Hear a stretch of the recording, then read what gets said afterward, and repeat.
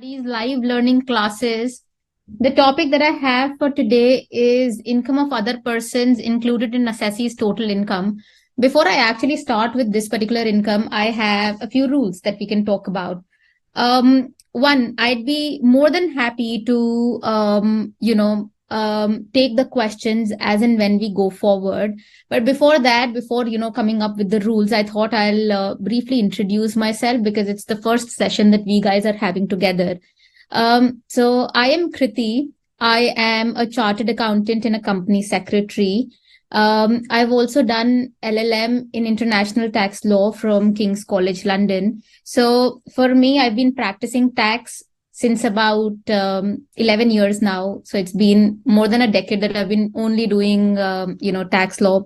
I started my career with, the big fours in Delhi. And then I've moved around a few big fours, and now I teach I teach tax law to law students of one of the universities that we have in India itself. So I take modules.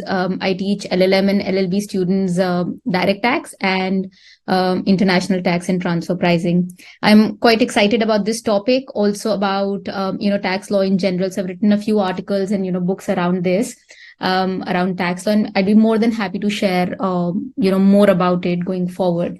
But coming back to this particular topic, what I have for you guys today is going to be income of other persons included in assessee's total income. We have a plan of action right here. Before getting into the plan of action, if you have any queries, I'd be more than happy to take them. It could be either through the link that is provided to you guys, or it could be, the chat box right here. I'd be more than happy. I'd be just taking the questions right then and there. Then as we basically address a particular topic. So, you don't really have to wait for the end of the presentation to come up to your, questions. You can just post it in the chat box, and I can, just answer those queries right then and there. As far as, let's go through the slide deck. I have a presentation for you guys on this particular topic.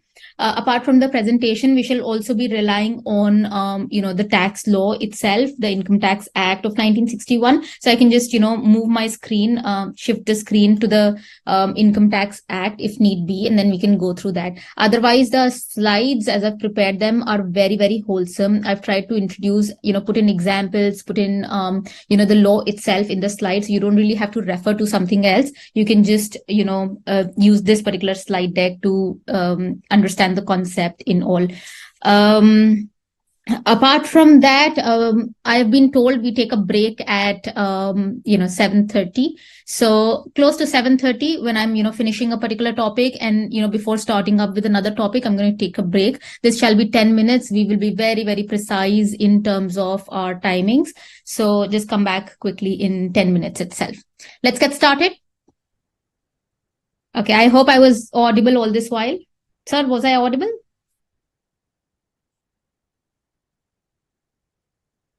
Okay, great. Guys, are the slides visible?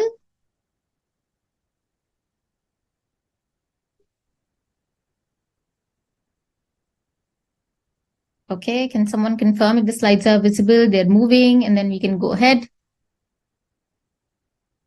Okay, great. So the plan of action is to start with this. We'll start with income of other persons included in assessee's total income. Who can tell me there's one word to this particular name? To the entire name, which is this, there is one word which starts with C. Can someone put it in the chat box right here?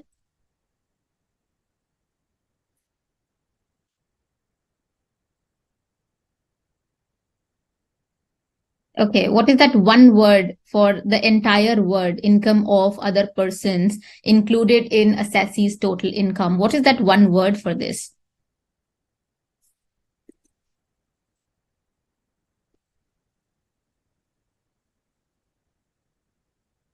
Okay, so the one word that we have for this is something called clubbing of income. We will be reading provisions relating to clubbing of income. This is section 60 on to section 65 of the Income Tax Act. So we will be all this while delving through 5 sections of the Income Tax Act as they relate to income of other persons included in assessee's total income.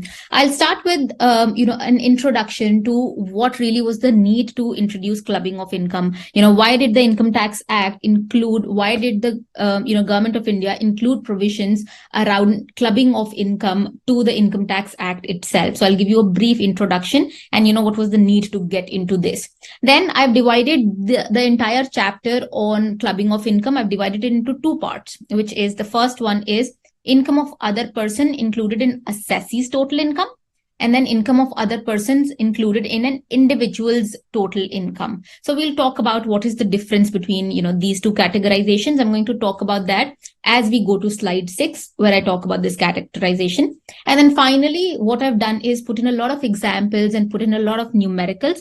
I have put in the numericals and the examples with the concept itself. So I don't want to waste time till we go to the last slide to discuss all the examples and all the numericals. I've just put it with the concept itself. So, the concept also becomes easier in that particular instance.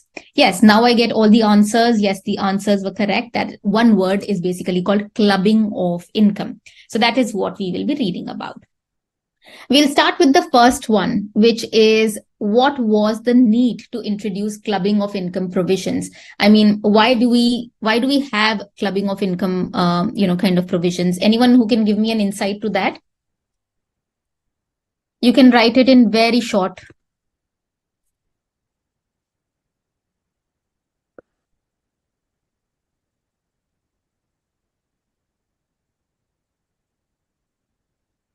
Okay.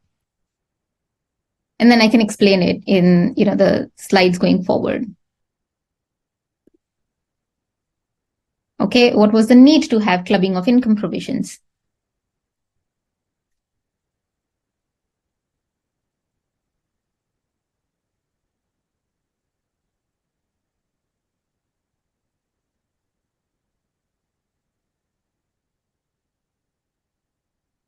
Okay, let's go to this particular slide, which says what exactly was the need to get into clubbing of income provisions? Well, if you actually look at the Income Tax Act, each assessee is going to be taxed in respect of his own income. So if I earn a salary income, I'm going to be taxed on that particular salary income. I will just log into the income tax portal and I shall be, paying taxes on my behalf on that salary income. But the problem is that there are also some instances wherein some other person, this person could be liable to pay taxes on behalf of some other person. And that is really called clubbing of income. So there are certain cases wherein I might have to pay taxes in respect of someone else's income. And that is where the concept around clubbing of income really comes into place. Exactly, that's absolutely correct. To avoid the misuse of loopholes in taxation for tax collection purposes. But, I'm going to address what exactly is this situation of loophole of income. What exactly was the misuse that was happening in terms of taxation law, because of which they had to bring in about clubbing provisions. If you know the gist, if you know the reason why they got into clubbing of income provisions, I can assure you that section 60 on to section 65 will become very, very easy for you guys. But you have to know the concept why they introduced this particular provision.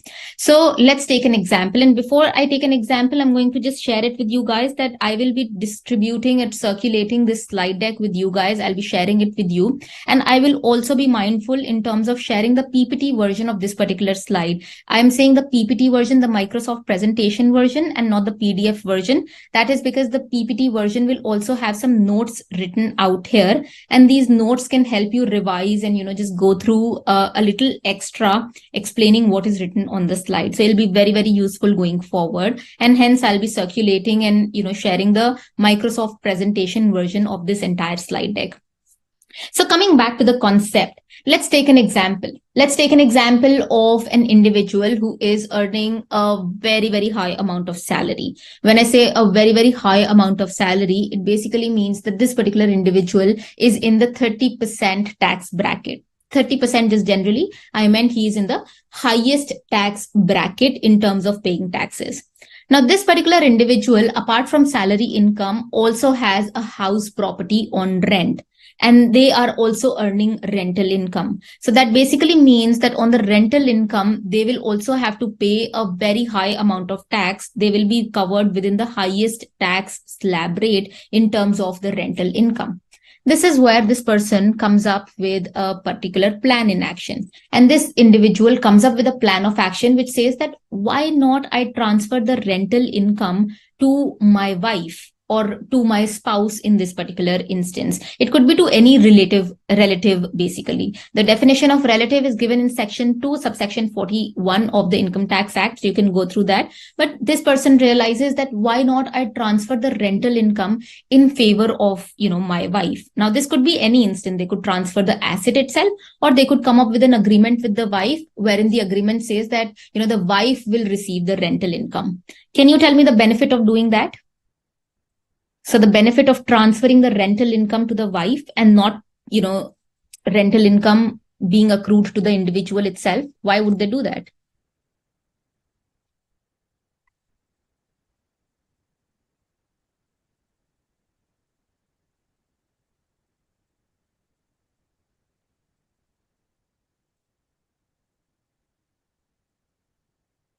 Exactly. So as to reduce taxes, that's the correct answer. And how do they reduce taxes in that particular instance? Well, they can reduce taxes because the wife may be in a lesser tax bracket as compared to the individual himself. So in this particular instance, if you look at this particular situation from a family standpoint, the individual is, as it is, paying salary income, tax on salary income at the rate of 30%. And now if they transfer the rental income to their relative, they might be just paying a lesser amount of tax than if it was assessed in the individual's name at 30%. And this is the reason, so as to make sure that this reduction of tax liability is not there. This is the reason the Income Tax Act came up with clubbing provisions. So if the Income Tax Act on a whole basically says that if there is not a substantial reason, if there is not a commercial reason that you have transferred this income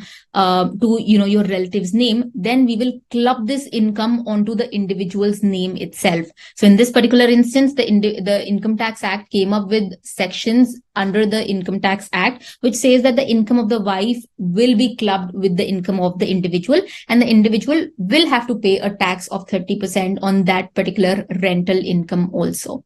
And this clubbing of income hence curbs intentional transfer, and this intentional transfer which basically reduces their tax liability. So this instance of tax avoidance situation that happens, that is reduced because of clubbing of income provisions. And this particular instance, this particular problem has now a solution with respect of clubbing of income provision. This is what we will be discussing going forward, that what exactly are these instances under which the relative's income will be clubbed with the income of the individual itself. These are the provisions that we will be discussing going forward. So these provisions are not just restricted to, an individual and his wife, or, the wife and the husband, but they also go a little beyond in terms of, the individual and the brother, the individual and the minor child, even to the extent of the individual and their son's wife. That can also be covered within the provision of clubbing of income. And this is what we will be discussing in the slides going forward. Guys, but before that, I wanted to address this issue. Does anyone know the difference between tax avoidance and tax evasion? Absolutely, this is correct. Reduce the tax liability. Ultimately, the total income of the individual will be reduced if they actually get into before clubbing of income provisions. But now that we have clubbing of income provisions, this will not be reduced. But anyway, coming back to this concept, does anyone know the concept between tax avoidance and tax evasion? I can give you a hint. Both help in reducing the tax liability. So tax avoidance can also reduce the tax liability. Tax evasion also reduces the tax liability. But what is the difference between the two? I'm going to wait for the answers in the chat box.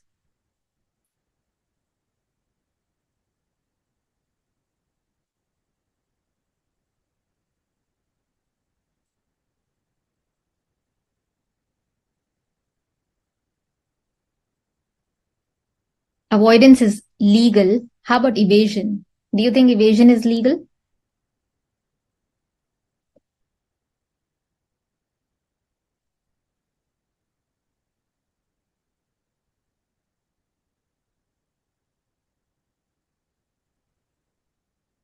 Tax avoidance is reducing the tax liability legally. That's absolutely correct, Anjali. Avoidance is tax planning, and tax evasion comes under fraud. Well, yes. So, tax avoidance is also reducing the tax liability. Tax evasion is also reducing the tax liability. The thing is that one does it in a legit manner, like it's legal, and the other, it's not legal. So, if it is tax avoidance, it is absolutely, legal, but tax evasion is illegal. Tax evasion, can get you into tax evasion instances can have a penalty under the Income Tax Act. They also have cases of imprisonment under the Income Tax Act. However, tax avoidance is legally, or using the tax loopholes in law so as to reduce the tax liability. So what do you think clubbing of income provision falls under? What do you think clubbing of income is trying to plug? Is it trying to plug instances of tax avoidance, or is it trying to plug instances of tax evasion?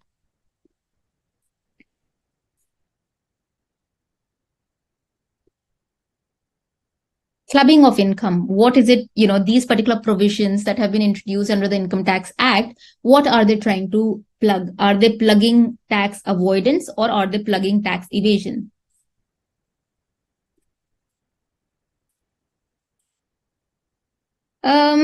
Well, according to me, tax clubbing of income was actually, somehow reducing instances of tax avoidance. So, if they actually transfer the asset to the wife, and this is without an adequate consideration, well, and they also transfer the income to the wife, they were trying to plug in instances of, somehow tax avoidance. In this particular instance, there is also a difference between tax planning and tax avoidance. I received an answer here which basically said that tax avoidance is tax planning, but I'd like to differ that tax planning and tax avoidance are actually two different things. Tax planning, the difference between the two is basically the difference of intention. In terms of tax planning, the intention is absolutely good. However, in terms of tax avoidance, the intention is not the best. The intention is to somehow malifiedly reduce the tax liability. So, when it comes to clubbing of income provisions, if it was, tax evasion, it was as it is, there was as it is penalty that is being levied in terms of tax evasion. There are instances of penalties, high penalties, imprisonment that are levied by, not following these particular rules. But they wanted to do something for tax avoidance strategies, because in tax avoidance strategies, this is also reducing the tax liability, but it was basically using the tax loopholes so as to reduce the tax liability. So they wanted to do something so as to make sure that the loopholes are not used by these particular taxpayers, and hence they came up with clubbing of income provisions. So these were intentional transfers to reduce the tax liability. This is what they're trying to target by having clubbing of income provisions. So, the problem that was there is actually this, and we have a solution by coming up with section 60 to 64 of the Income Tax Act.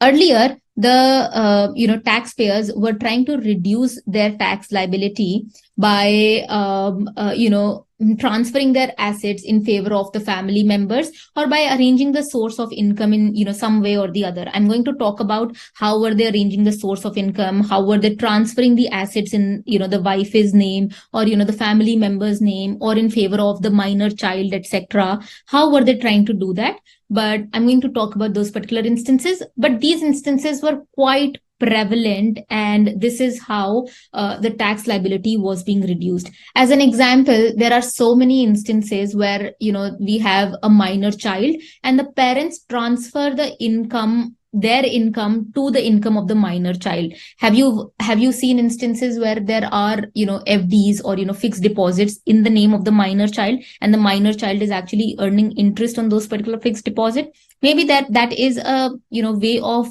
reducing the tax liability of the parent by transferring the FD in favor of the minor child. Now, there was nothing that was wrong with it. It is a situation of tax avoidance. It was not a situation of really tax evasion. And hence, there was a need to do something about it. And hence, the Income Tax Act came up with Section 64(1)(a) of the Income Tax Act that deals with situations wherein income has been transferred in name of the minor child. So these are the kind of problems that were being addressed by clubbing of income provisions, when people reduce their tax liability by moving their income, or by transferring the income either in the name of their family members or in the name of their minor child, etc.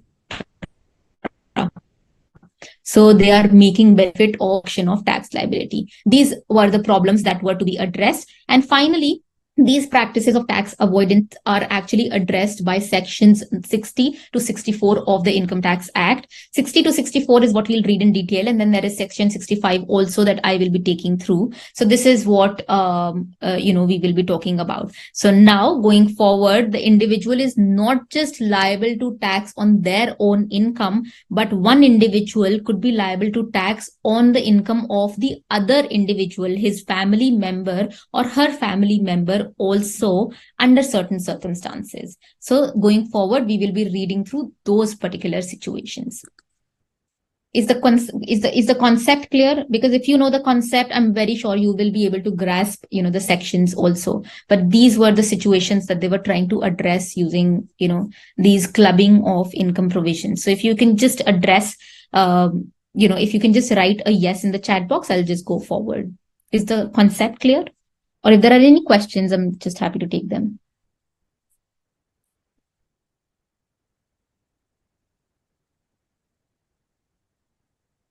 Okay. Okay, great. So this is, the problem and the solution. Before I actually go into clubbing of income provisions, I thought I'll just discuss a very brief onto these particular terms, because going forward, we will be using these particular terms very, very frequently. So I thought we are on the same page in terms of what these concepts or what these, terms really mean. The first one is transferor. Very, very simple. The person who transfers their asset, or the person who transfers their income, or the person who transfers, anything to another person. The person who transfers is called, a transferor. Let's say I have a house property and I transfer this house property in the name of my brother, which is a very difficult thing, but let's just presume that I do that. So I am basically the transferor, because I am the person who's transferring my asset in the name of my brother. So I am the transferor, and the person who gets that particular asset, or the person who gets that particular income, is called the transferee. So my brother in this particular instance will be called as a transferee, because his name is now registered for the asset. So I am the person who's transferring, who's called the transferor, and my brother, the person who's receiving the asset, is basically called the transferee. Then there is also a person who's called a minor child. A minor child is someone who is below the age of 18 years, who is not an adult. For India, we have the age of 18 years, but otherwise you'll have to look at the domestic tax laws of each nation so as to see what is the legal age to become an adult in that particular nation. In India, we have 18 years. So till 18 years, an individual will be called as a minor child. Other than that, they will be called as adult. Another thing that I wanted to discuss, another term, is basically called a revocable asset or a revocable transfer.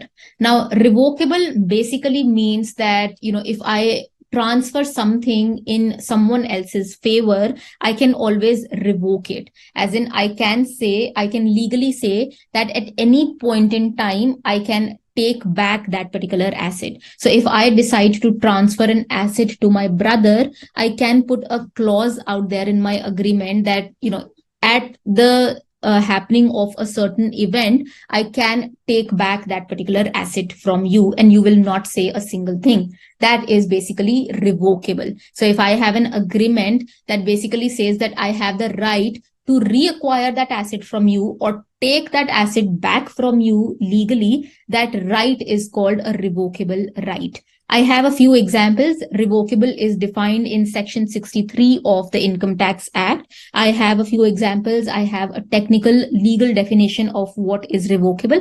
We'll discuss it as we discuss the sections, but I just wanted to, in simple terms, define what exactly is revocable.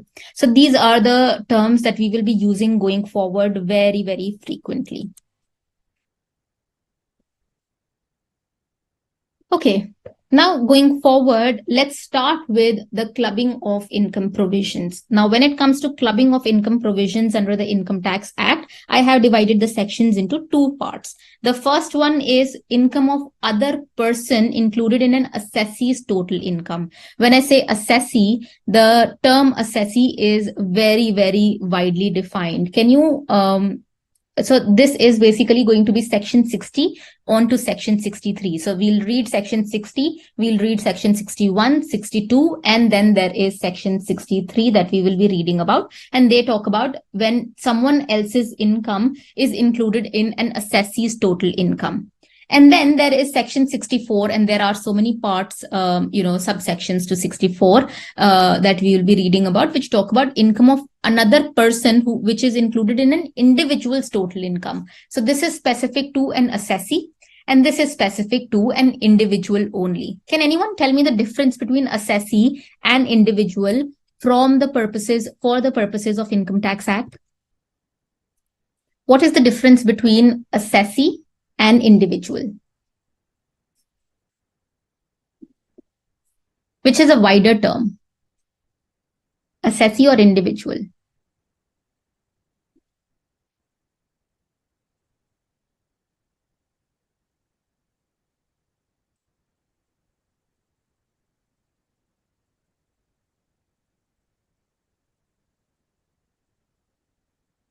Okay, I'm waiting for the answers on the portal. What is the difference between assessee and individual? Assessee is a wider term. Absolutely. Assessee includes an individual. So if you read through the definition of person for the purposes of Income Tax Act, that basically includes an assessee also. So, if you look at the definition of person, it basically includes an individual also. That basically means that this section 60 to 63 includes instances where someone else's income can be included in HUF's income, in AOP BOI's income, in a company's income, in an individual's income. So these particular sections from 60 to 63 are really devoted to all kind of persons. When I say all kind of persons, I basically mean it could be, for it's applicable. This particular instance is applicable for companies, for individuals, for, HUFs, etc. However, section 64 is very specific to an individual. It is only where you can add someone else's income to an individual's income and not to a company's income, etc. So this is what we will be reading about, and hence I've divided these two clubbing provisions accordingly. So this is 60 to 63 is applicable for assessees, and 64 is solely devoted to instances which are revolving around individuals' income. So this is clubbing for individual, and this is clubbing for assessees. We'll first start with section 60 to 63, and then we'll start with section 64 separately. So now what I have done is, this is where it talks about income of someone else or income of some other person is included in assessee's total income. So if there is an assessee, that assessee will have someone else's income included as well. This is section 60 to section 63. Section 60 talks about income, transfer of income without transfer of an asset. So yes, section 60 talks about where there is a transfer of income and the asset of that particular income is not transferred. I'm going to talk about, I will give you a lot of examples on when this instance arise. This is something which is very, very easy and very, very logical. I'll tell you, more about it, but that is basically section 60. Then there is section 61, which talks about income arising from revocable transfer of asset. So this is where I'm going to talk about what are the instances which are called as revocable. In sync with section 61, I'm going to read section 63 also, which is the meaning of revocable transfer. What exactly is a revocable transfer? I have a lot of examples also which define what is basically meant by revocable transfer. And then there is an exception to section 61. It's contained in section 62, which is called transfer irrevocable for a specified period. So I'm going to talk about all these, four sections, going forward. And these four sections are included in this first category. So we're defining the first category, and in this first category, we have these four sections that we will be talking about. So let's start with the first section, which basically talk about transfer of income without transfer of asset. But before that, has everyone understood the categorization that we have? These categorization, don't get confused. You will know which section to apply in which instance if you know the categorizations right.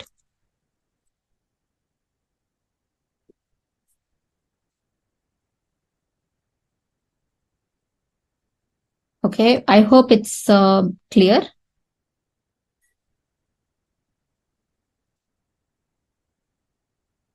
Okay, great.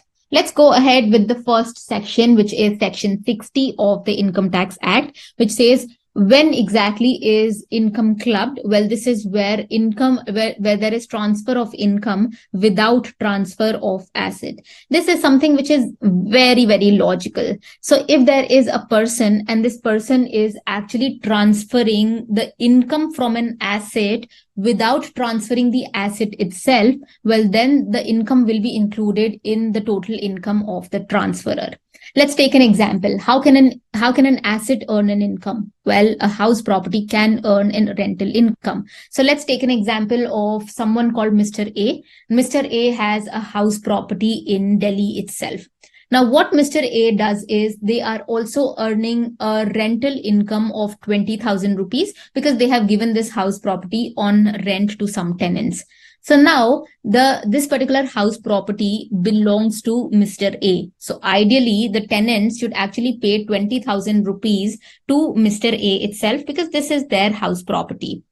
But Mr. A comes up with an agreement, and this agreement says that the rental income belonging to this particular house property should belong to my wife, which is Mrs. A. I don't want the rental income, but this rental income should actually belong to my wife, who is Mrs. A. And accordingly, because Mrs. A is getting the rental income on this particular house property, it is going to be Mrs. A's responsibility to pay tax on that particular rental income. This is where section 60 comes into play. And section 60 says that because the house property belongs to Mr. A, whatever rent is received, it should belong to Mr. A itself. So what we'll do is whatever income that is being accrued by Mrs. B, which is 20,000 rupees, we will club it with the income of Mr. A, and it's going to be Mr. A who will be paying taxes on that particular income. So this was the instance where they were trying to actually, divert their income. Mr. A was trying to divert their income to Mrs. B without transferring that particular asset from which the income is being derived. And this is the reason they came up with clubbing of income provisions. They said that no, either transfer the asset also with an adequate consideration, or if you're not transferring the asset, then whatever income that you're receiving in respect of this particular asset, it should belong to the owner itself and not Mrs. A. So it's okay if Mrs. B is actually earning an income, but the tax on that particular income will be paid by Mr. A. This will be assessed, or this will be clubbed with the income of Mr. A. So that is basically, the provision that is. Any questions here? So many things out there. I'm going to, just explain it a bit further also going forward. But preliminary, is this bit clear to everyone?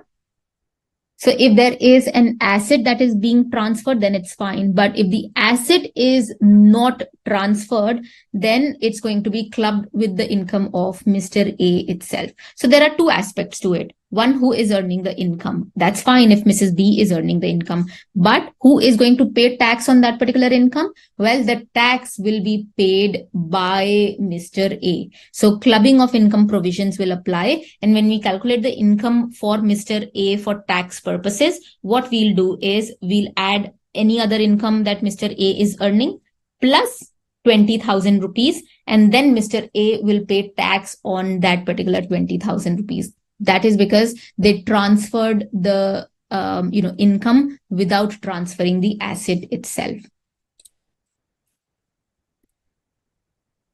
Okay, so this is what the law basically says, but you have to understand that this particular income is being generated from that particular asset. You cannot interchange the asset and the income. The income, which is the rental income, this particular rental income of 20,000 rupees, you'll have to make sure that this is coming from this particular house property itself. What the law also says, if you read through section 60, it also says that it does not matter whether this particular transfer is revocable or this transfer is irrevocable, etc. So long as the house property belongs to Mr. A, the rental income tax should also be borne or should also be paid by Mr. A. It does not matter whether this transfer is revocable or it's irrevocable, etc. And I'm going to talk about the meaning of the term revocable and irrevocable. Just allow me, 2 more slides, and I will talk about the meaning of this particular term. Then it also says that it does not really matter whether this transfer has happened before the commencement of the act. So, before 1961 or after 1961, it does not matter. This is a very plain, simple section. And it just says that if you have the house property, you pay tax on the rental income which is generated from the house property. You cannot transfer that particular income which is coming from the house property without transferring the asset on that particular income. So people who do not like written version, I have like a casual version to this particular section. In this particular instance, this is the transferor, the person who is transferring the asset. This particular transferor owns this particular house, and in this particular house, this particular tenant actually lives. Now, ideally, this tenant should pay rent to the transferor itself. But the transferor says that, listen, don't pay the rent to me, pay the rent to my wife, who is the transferee in this particular situation. So the tenant pays the rent to the transferee. And the asset is not transferred to the transferee. The asset is owned by the transferor itself. So in this particular situation, the rent which is received by the transferee, this rent will be clubbed with the income of the transferor, and the transferor will have to pay tax on this particular rent, not the transferee. Transferee will not pay the tax. The transferor will pay the tax. Okay. Okay. Any questions here?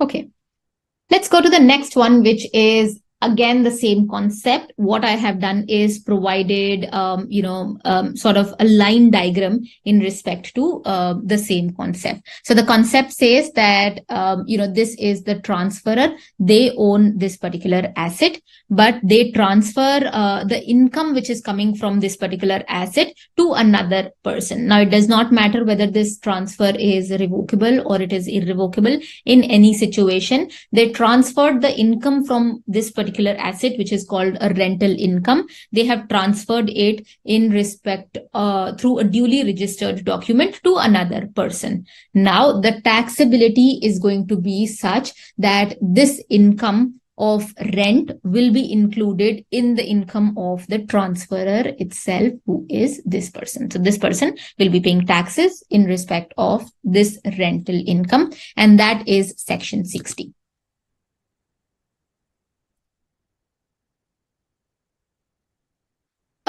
If in future, the question is, if in future, if the income of the wife crosses the basic exemption limit, then that income will be excluded in the hands of the wife. Well, it does not. This particular section is not dependent on whether it is revocable or irrevocable. It's going to be clubbed with the income of, the husband itself, because of the situation that this situation is revocable or irrevocable. It's going to be included in the income of the husband itself. In this particular instance, the husband, otherwise, the transferor basically. So it's going to be included in the income of, the husband. This particular section, I'm going to talk about this situation wherein what happens if it crosses the basic exemption limit. There are instances, where we actually include whether it is the income of the husband or the income of the wife, whichever is greater. I'm going to address those particular situations also. Just give me some time. I'm just explaining the section, going forward. So I will take up that question also. Just allow me some time.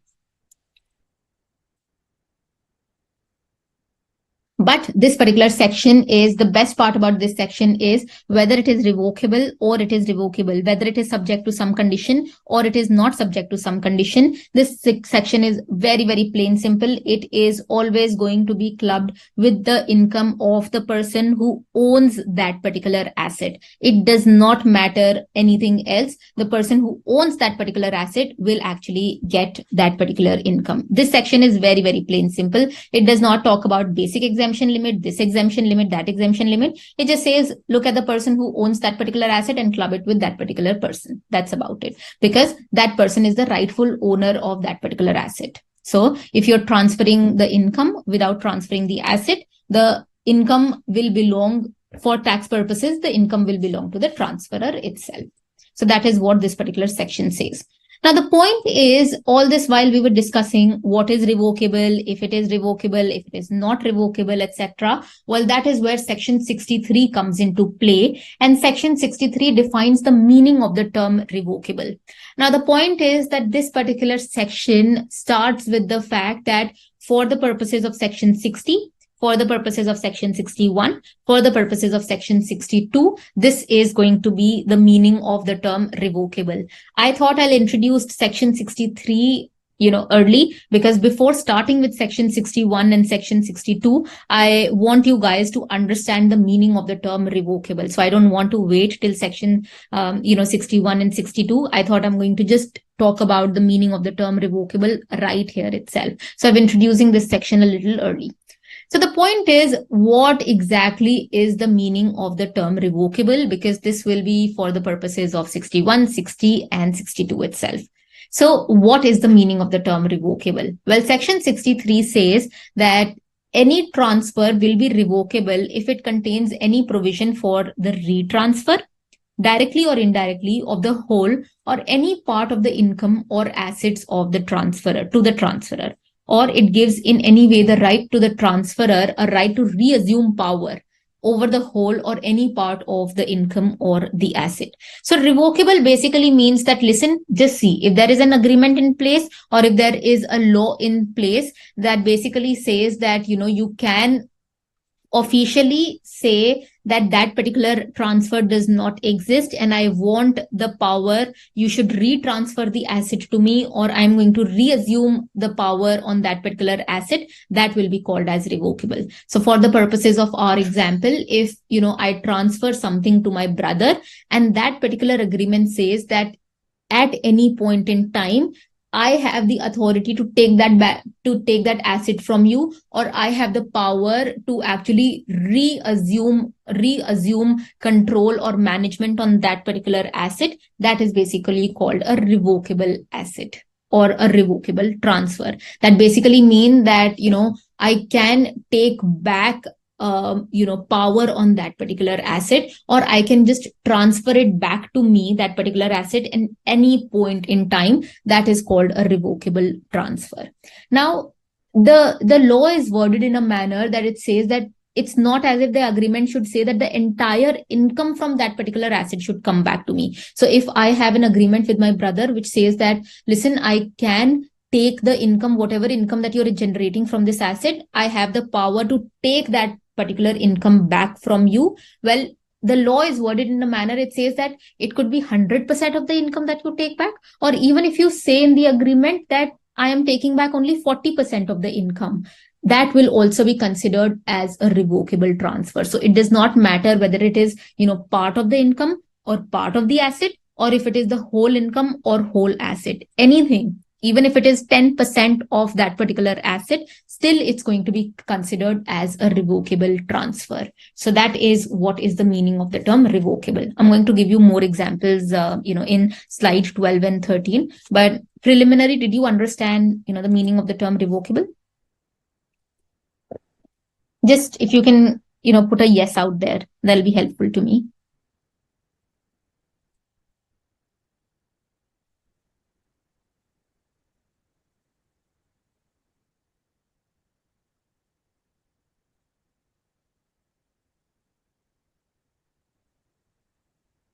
Okay, great, guys. So this is basically the meaning of the term revocable. I'm going to come back to this particular, section again, 63B. What is that? I'm going to come back to the term transfer. But before that, I'm going to give you examples of the term revocable. So what is the meaning of revocable transfer? Well, if there is, say, for example, an asset is transferred under a trust and it is revocable during the lifetime of the beneficiary. There are examples like that. Let's say that there is a trust and an asset is transferred to that particular trust for someone else's benefit, and it says that it is revocable during the lifetime of the beneficiary. Well, that is a revocable transfer. Let's take this example that, there is someone called X and they are transferring their house property to a trust, and the trust is made for the benefit of someone called A and B. Now, if this transfer agreement says that X has the right to revoke the trust during the lifetime of A and B, then it is going to be a revocable transfer. And because this is a revocable transfer, the income from that particular house property will be taxable in the hands of X.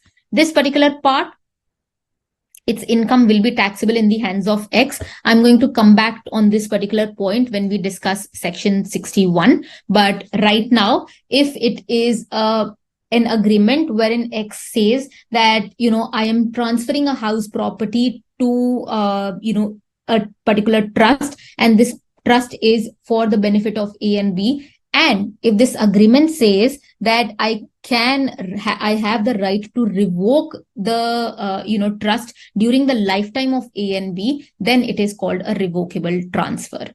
Then they also say that if there is an asset which is transferred to a person and this it is revocable during the lifetime of the transferee. So if X transfers a particular house property to A, and that particular transfer agreement says that X has the power to take that asset back from A during the lifetime of A, well, that is a revocable transfer. What happens in case of revocable transfer? I'm going to talk about that in section 61. But right now, this is a revocable transfer. So what is essential is you have to look through a particular agreement so as to say, what does the agreement say? Has the sale been done? Then that's absolutely fine. But if the agreement says that the person who's transferring the asset, which is the transferor, has the right to take back that asset at any point in time throughout the lifetime of the transferee, well, that is basically called a revocable transfer. Another situation is if the transfer contains a provision that I can retransfer the asset or the income from that particular asset directly or indirectly, or they say that I can reassume the power on that particular asset, well, that is also a revocable asset. Now this is the example.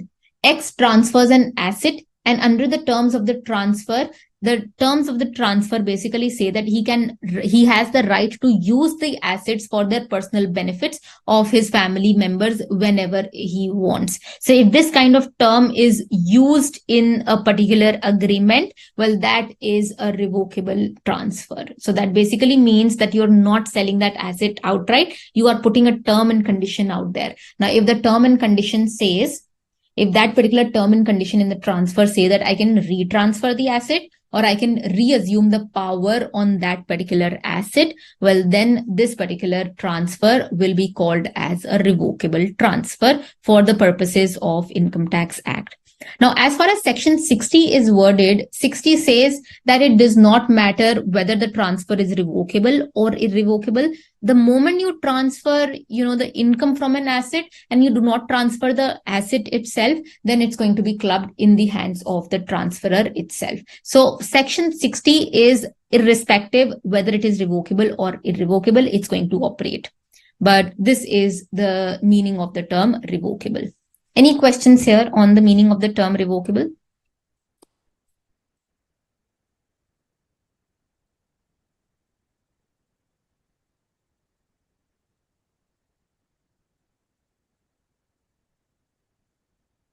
This is, if you look at the sections under clubbing of income provisions, they are very, very easy. Even if you go through the sections, it's just, a few sections. They will make a lot of sense to you. But for that, you should know the meaning of the terms. Hence, I'm stressing on the meaning of the terms rather than, anything else. So I wanted to understand, is the term, meaning of the term revocable, understood?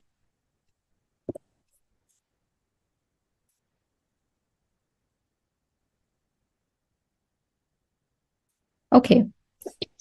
Okay, great. Let's go on to the next one, which is what is the meaning of the term transfer? Transfer for the purposes of Section 60, 61, and 62, which are clubbing of income provision. It basically means any settlement, trust, covenant, agreement, arrangement. So even if there is any arrangement which says that this transfer is going to be made, or, if there is any trust for this particular purposes, if there is any settlement, even if there is any agreement, that will also be considered as a transfer for the purposes of clubbing of income provision. So even if there is any agreement in place which says that, I'm transferring the income to my wife from this particular house property, which is basically transferring the rental income. If there is any arrangement in place or if there is any agreement in place, that agreement will also form part of clubbing of income provisions for the purposes of Section 60, 61, and 62. Which chapter was there where we read the definition of the term transfer? There was another section. There's another section in the Income Tax Act which defines the term transfer. What was that? What section was that? If you can put it in the chat box. What was the section where we discussed the meaning of the term transfer? And what was the section wherein it says that this is not regarded as the term transfer? It's very, very important. I can give you a hint. This term transfer, there was an amendment that came in because of Vodafone to this particular term transfer. Where did we read transfer? Absolutely. Section 47, which is the term capital gains. So they amended the term transfer so as to tax Vodafone, and then there was a retrospective amendment, but finally we do not have that in place. The term has already been amended though, but there are different rules out there. So absolutely correct. So that is the meaning of the term transfer. But if you read that particular section, that is for the purposes of capital gains. And if you read through Section 63B, this is for the purposes of Section 60, 61, and 62, which basically means that this definition of transfer is for the purposes of clubbing of income provision. So don't get confused between the two. They're very, very different.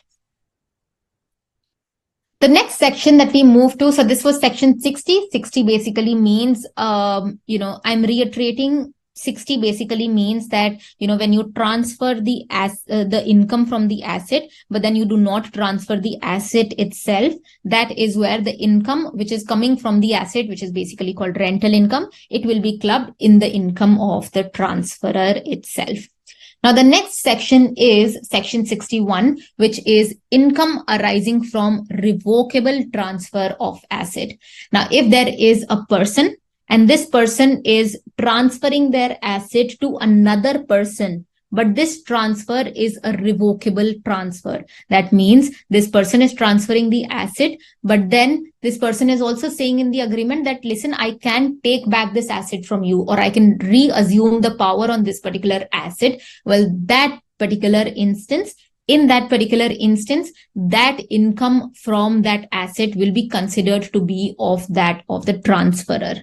So that is income arising from revocable transfer of asset. So if you transfer an asset to someone, but this transfer says that it is a revocable transfer, well, the transferor is going to be liable for that particular income. The transferor will pay tax on that particular income if this is a revocable transfer of asset. So section 61 is very, very specific to revocable transfer. 60 is revocable, irrevocable, irrespective, does not matter. But section 60 basically says that if you're transferring an asset to someone under a revocable transfer, well, that will be considered as income of the transferor.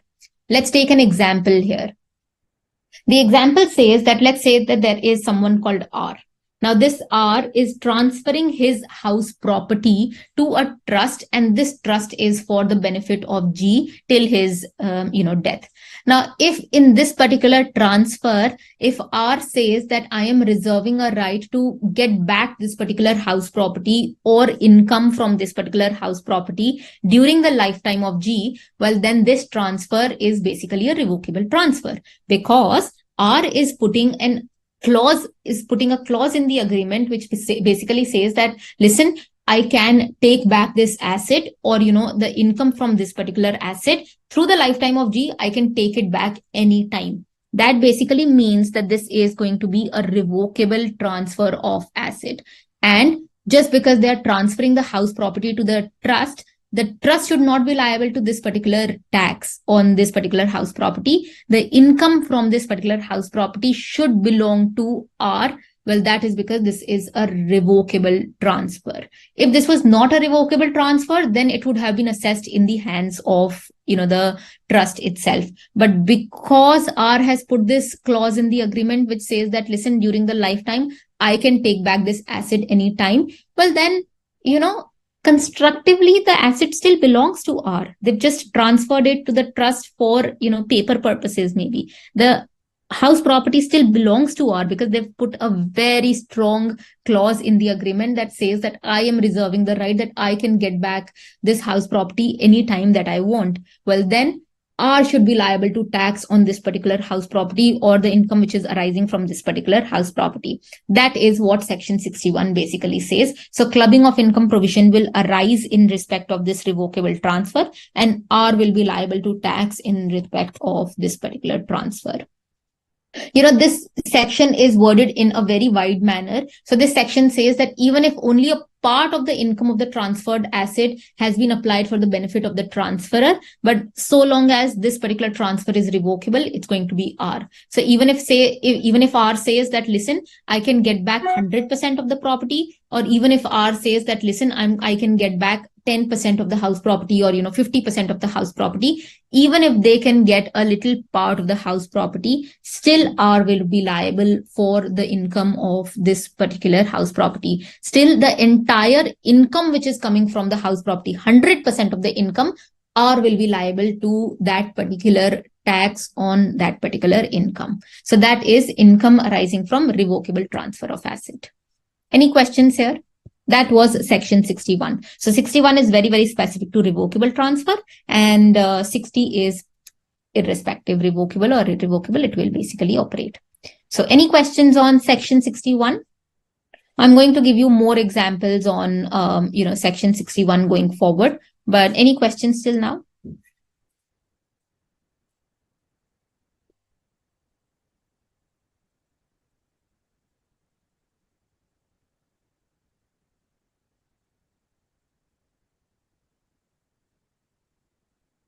So there is a little interpretation which is involved in section 61. which I've provided in the notes here. So go through the notes when when the slide is circulated to you guys. But this is what I was trying to tell you, that even if a little part of the income of the transferred asset is under the revocable clause, even then R will be assessed on the entire income from this particular house property or this particular asset, anything, just taking house property as an example, but anything R will be liable, or basically the transferor will be liable in respect of that particular income. Okay. Okay, great. So, we were doing these particular examples on what was revocable, etc. Let's go back to this particular example. Now, in this example, R transfers a house property to a trust for the benefit of A and B. Now, X has a right to revoke the trust during the lifetime of A and B. So that basically means that this is a revocable transfer.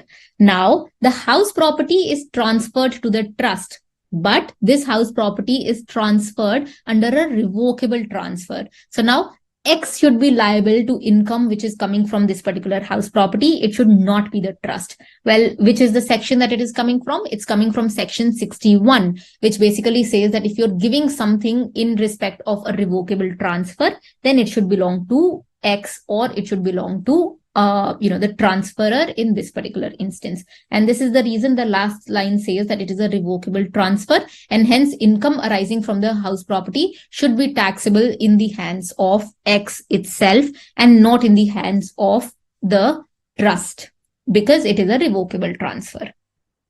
Similarly, even if X transfers a house property to A, but the clause says that X has a right to revoke the transfer during the lifetime of A. Now, this is also a revocable transfer. I do understand that X has transferred the house property to A, but A should not be liable to this particular income from the house property. That is because there is a clause in the agreement which says that this is a revocable transfer. The moment it becomes a revocable transfer, then the transferor is going to be liable on this particular house property. So X will be liable to the income which is arising from this particular house property. X will have to pay tax on this particular house property. This tax will not be paid by A. I do understand that it's transferred to A, but it is a revocable transfer, and hence X should be paying taxes in respect of this particular house property. And this is coming from section. Which section is this coming from? Can you put it in the chat box? Which section applies here? Is it section 60 or 61? Okay, I'm looking at this particular section. This is transfer of a house property, transfer of an asset. Which section applies? Is it section 60 or 61?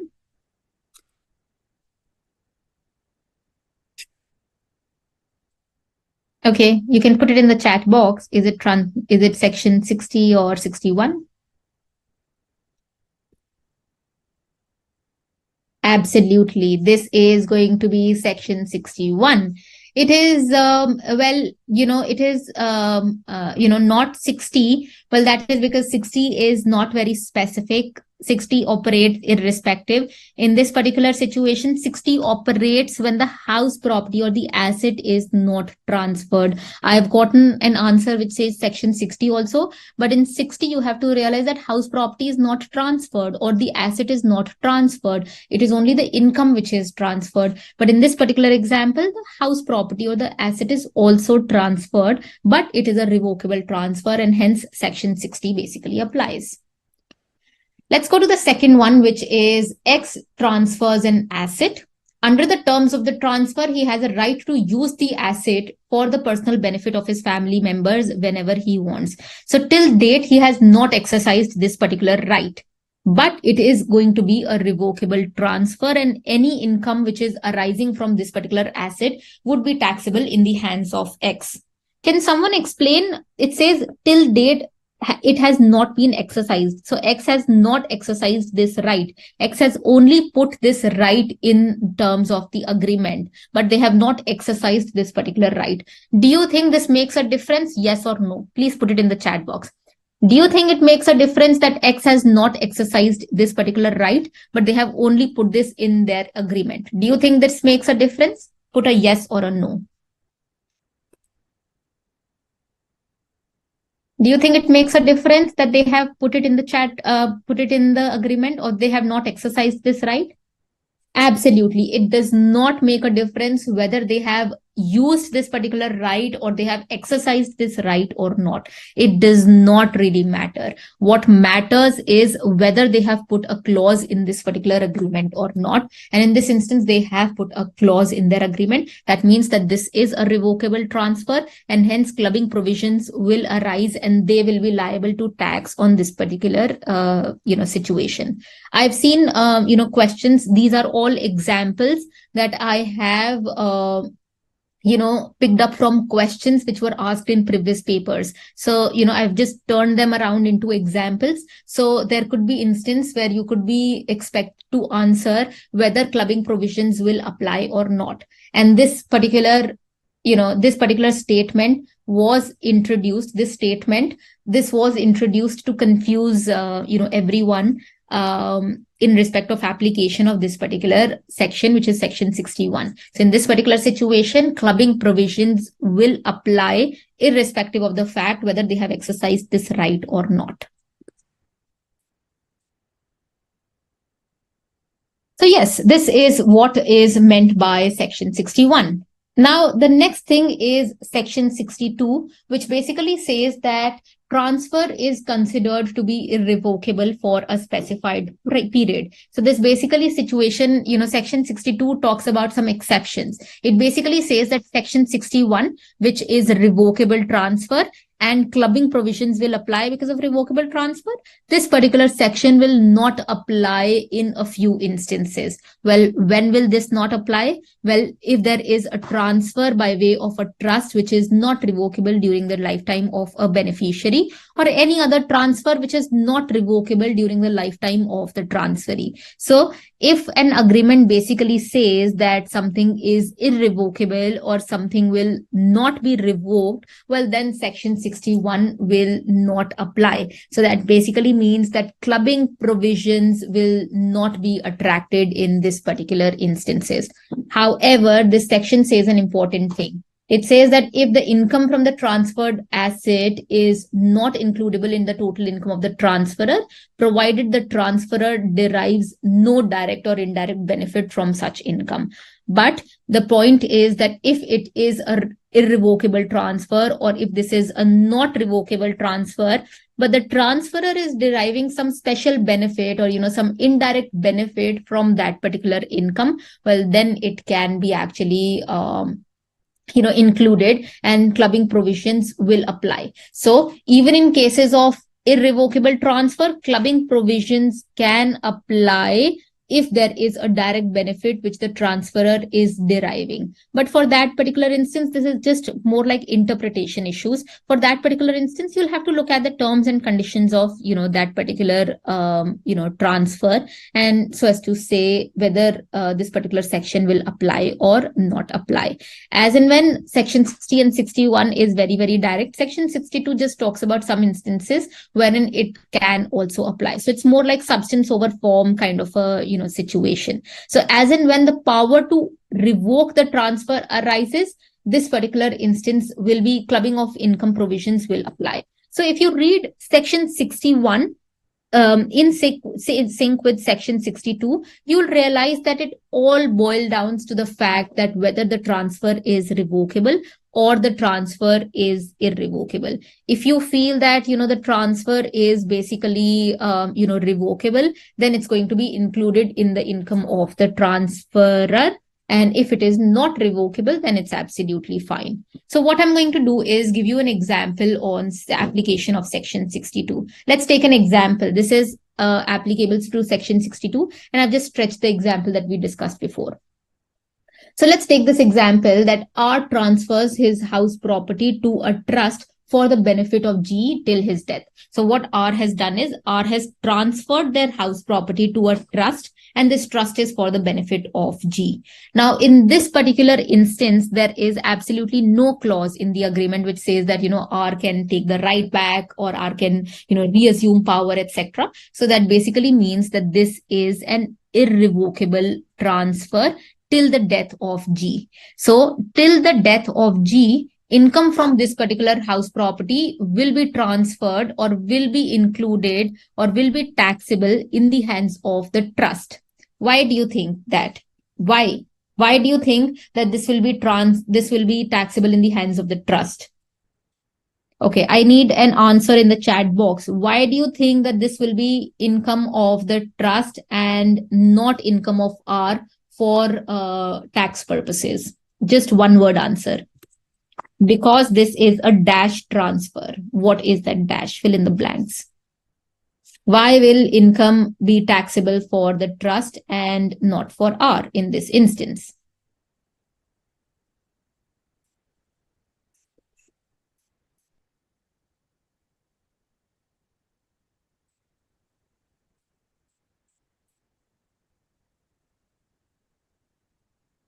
Absolutely. That's the correct answer because this is an irrevocable, transfer out here. So because this is irrevocable, this is going to be taxable for the trust.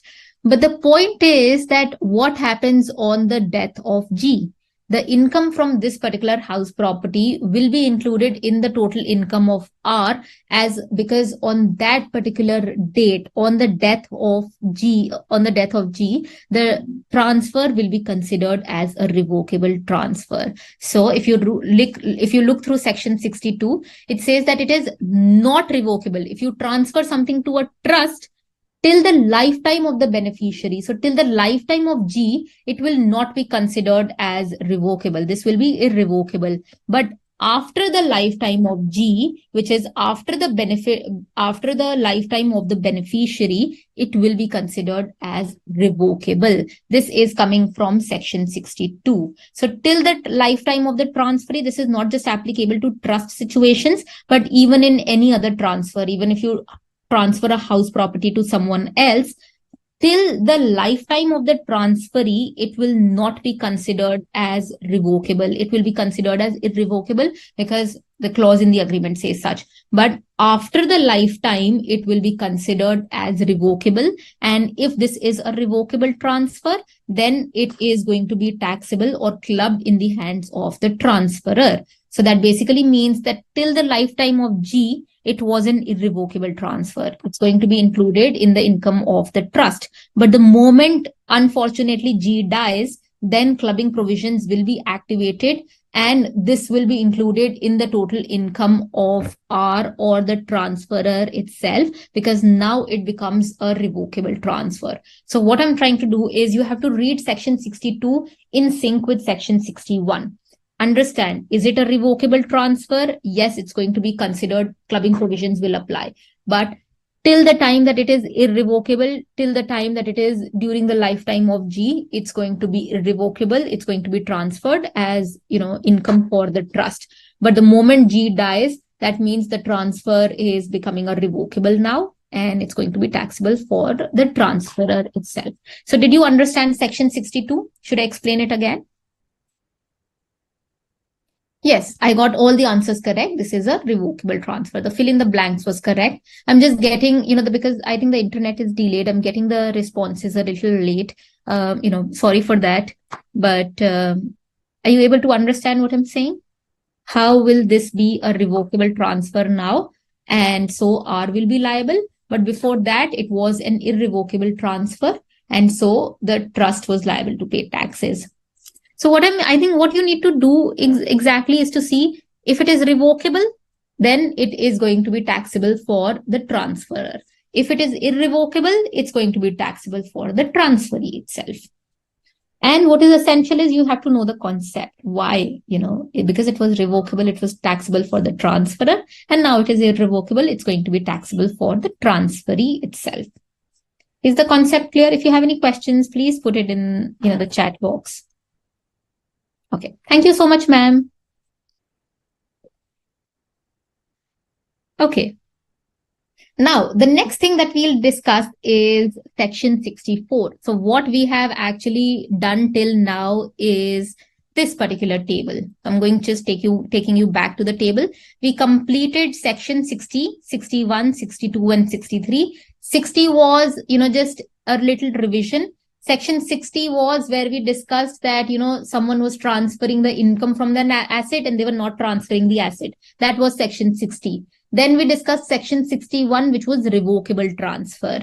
Then we discussed section 62, which was exceptions that we just discussed. And there was section 63. What was section 63, guys? Can you put it in the chat box? What was section 63? I will not say that. So 60 was transfer of asset without transfer of income without transferring the asset. 61 was revocable transfer.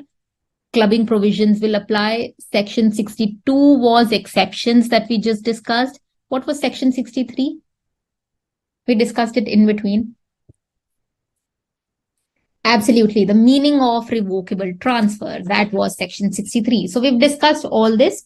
And now we'll go to the second leg, which is basically section 64, which is very, very interesting, which says what happens when there is someone else's income included in the individual's income. So this is income of the individual, which is included in the income of spouse, minor child, even son's wife, etc. And this is section 64. If you look at section 64 in the law, section 64 is very, very, very, very long, but it has a lot of subsections also. So we'll go through some select subsections. A lot of subsections, a lot of clauses in subsection 1 are actually deleted. So if you look at section 64, subsection 1, the first one is omitted. In between a lot of things are omitted. So we'll just discuss the ones that are provided in the manual itself, the study manual also. So it's going to be spouse income. For spouse income, we have two categories. One is section 64, subsection 1, clause 2 and clause 4. Then we'll go on to income of the son's wife, which is clause 6. And then we'll go into discussing the minor child's income, which is a very, very important topic. I've seen a lot of, past study papers being drafted on minor incomes, topic. So that is section 64, subsection 1A. So we'll discuss, that. So this is basically section 64. After that, after section 64, we just have a very small section, which is section 65. And that's about it. So clubbing provisions are just 60, 61, 62, 63. 64 is what we'll start with. And a very small section, which is section 65, we'll do that towards the end. So if you look at, section 64, the essence of section 64 is that someone else's income will be included in an individual's income. So in this particular income, in this particular section, we are just concerned with individual's total income. Maybe, a minor child income will be included in the income of the parent, or, the spouse income of, husband, or income of the wife will be included in an individual's income, or, someone's son's wife income will be included in the individual's income. So that particular individual is what we are targeting. Whether clubbing of income provisions will apply or not, that is what we are targeting in section 64. So I'm going to start with clubbing of income provision for the spouse's income. And for spouse, we have two clauses, clause 2 and clause 4. So this is clubbing of income relating to spouse. This is clause 2. And then there is clause 4. We'll start with clause 2, which is very, very interesting. And it's also, very, very simple. But shall I start with the spouse income, or I'm just thinking, should we take a break or shall I just go on? You can, whatever you guys want to do, I'm okay with that. You can put that also in the chat box. I can continue, or I can take a small 10-minute break out here, because I'm starting with a new topic altogether now.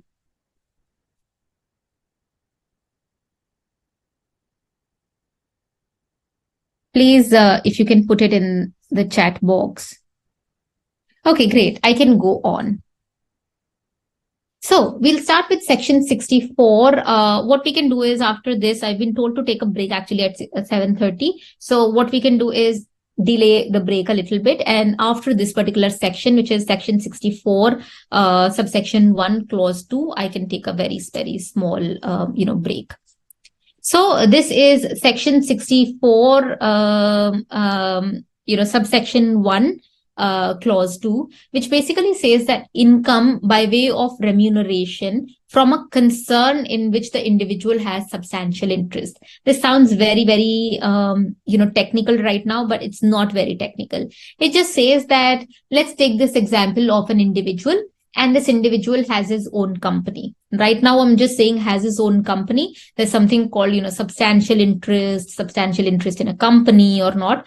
I'm going to get into that particular aspect also. So it just says that, let's take this example of a husband.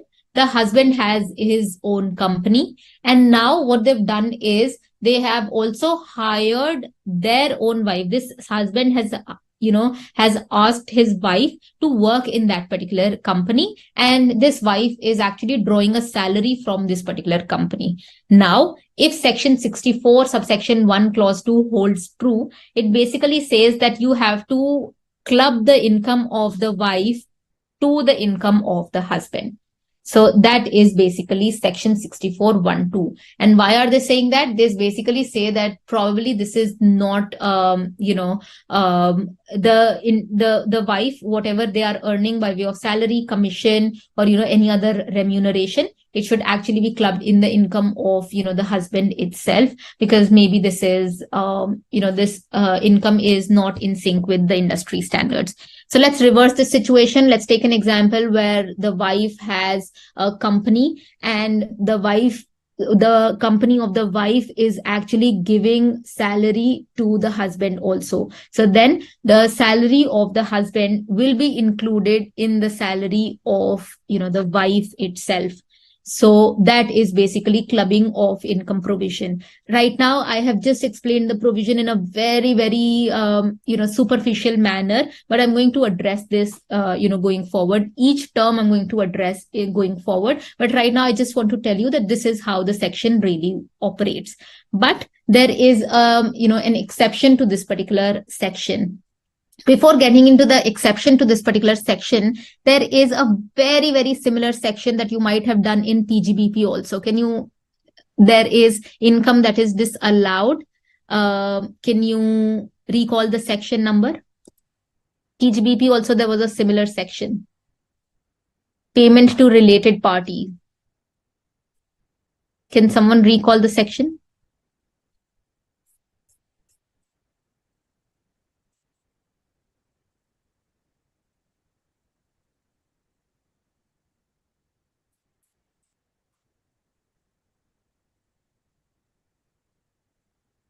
Okay, anyone who can recall that section, payment to related parties in the PGBP?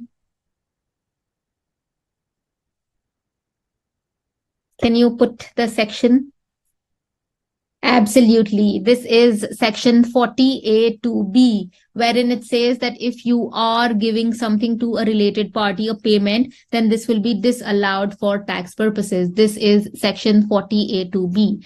Now, section 64(1)(2) is very, very similar to section 40A2B. This one also says that if you are, it's on the same lines. This one also says that if you are an individual who is owning substantial interest in a company, and this company is actually hiring services of a related party, well, then that related party's, salary or commission or remuneration will be clubbed with the individual's income. Well, that is because if they have substantial interest. But there is an exception to it. Can you guess the exception when it will not be clubbed? It's just very, very logical. Hence, before explaining it to you, I thought I'll, ask you the exception. Can you guess when will the wife's income not be clubbed with the income of, the individual who's owning that particular company? Can you guess it? Can you guess when it will not be clubbed? I know I haven't explained this. I'm still asking you. Just some guesswork. When this will not be included. There's also a hint in the slide. Absolutely correct. If that particular individual is qualified and skilled, then it will not be included. That's absolutely correct. So if the wife or if the other person, if the husband is actually qualified for that particular job, well, then they will pay tax on that particular income. But if they are not qualified, then it's going to be clubbed in the individual's name. If at arm's length price, I've been doing transfer pricing since about 11 years now. I'd be more than happy to take you guys through, transfer pricing. I've written books on, I've written one really fat 1200 page book on transfer pricing also. And, I'd be more than happy to take you through arm's length price. That is a criteria. We used to have that criteria for transfer pricing purposes. But yes, you're absolutely correct. If at arm's length price, if that situation. So if the spouse is independent, then it's not going to be clubbed. If they are doing it in their professional capacity, then it's not going to be clubbed. When she has any talent or qualification, it will not be clubbed. When the spouse has professional competence, then this will not be clubbed. But if they are deriving that particular remuneration from a company, if they are not qualified for that job, well, then it is going to be clubbed with the income of the husband. And that is what is coming from section 64(1)(2). I'm going to give you a very small example, and then I'm going to explain what exactly is the meaning of all these, terms out here. So let's take this example of this husband and this particular wife. This husband or, even this wife. Now, the law is worded in a manner that it can be a husband or it is the wife or the husband and the wife together. They hold substantial interest in this particular company. What is substantial interest? As in they hold, for the purposes of company, they hold shares carrying more than 20% voting power. So when I say voting power, do you think what will be covered? Equity shares or preference shares or both? Put it in the chat box. When I say voting power, will it be equity shares covered or preference shares covered or both will be covered? What is voting power? Equity shares, preference shares or both? You can put the words at E for equity, P for preference shares or both. What will be covered? Voting power. Absolutely. When it comes to voting power, it will be equity shares that will be covered. Preference shares do not come with voting power and hence they will not be covered. So if this husband holds 20% or more equity shares in this particular company, or this husband's relative, that is section 2 subsection 41 is for relative. If their relative, which includes a wife, if this wife holds 20% voting power in this particular company, or if they jointly hold 20% voting power, which is called substantial interest in this particular company. And this is the company which has employed the wife as a finance manager. And, she's in employment with this particular company and this company is giving her some amount of salary because she's a finance manager in this particular company. Well, then this wife's income will be clubbed with the income of the husband as salary income. So if this company is giving an amount of 5 lakh rupees per annum to the wife because she's the finance manager.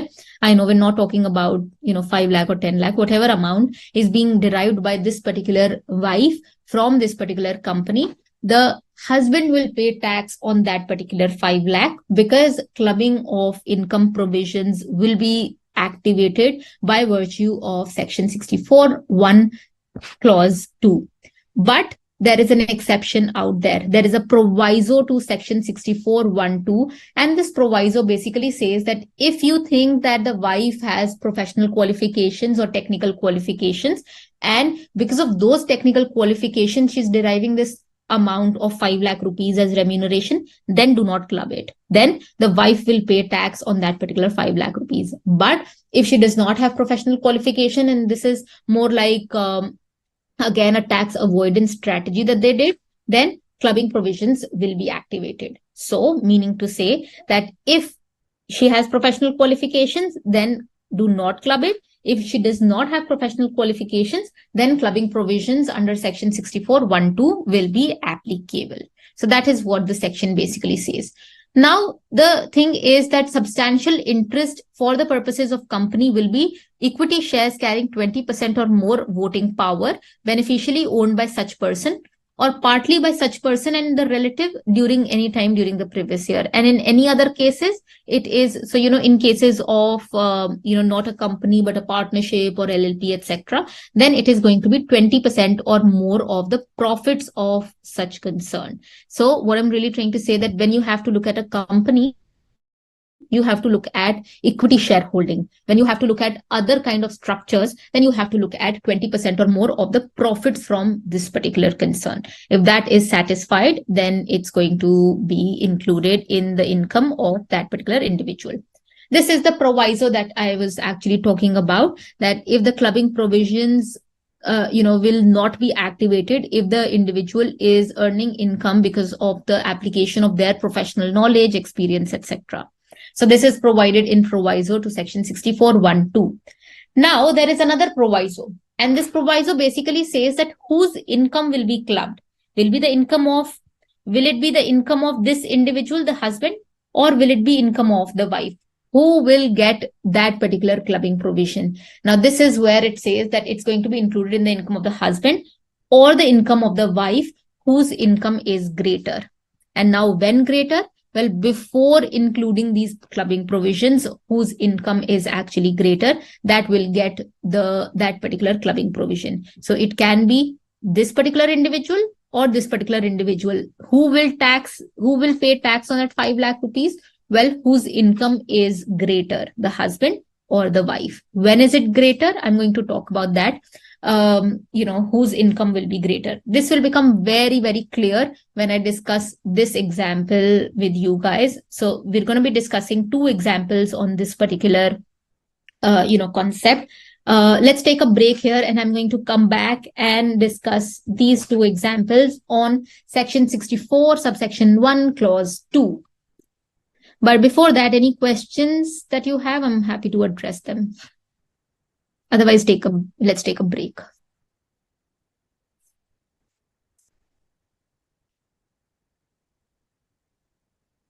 Any questions, guys?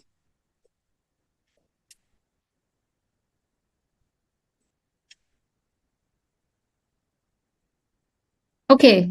No, happy Diwali. Happy Diwali is, yes, happy Diwali. But for that, I have the last slide wherein it says happy Diwali. But before that, let's take a break for 10 minutes, come back at exact 7:40 and discuss a few examples. And then there are a few more sections that we need to discuss.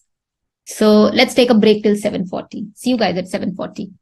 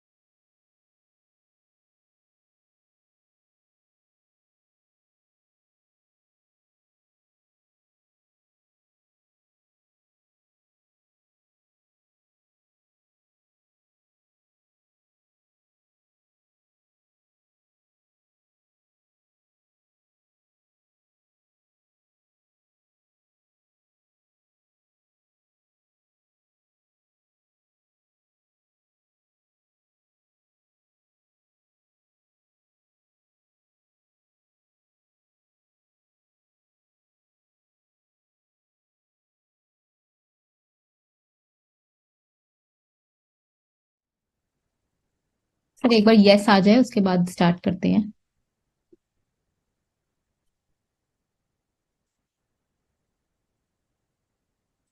तो ये बहुत slow load होता है।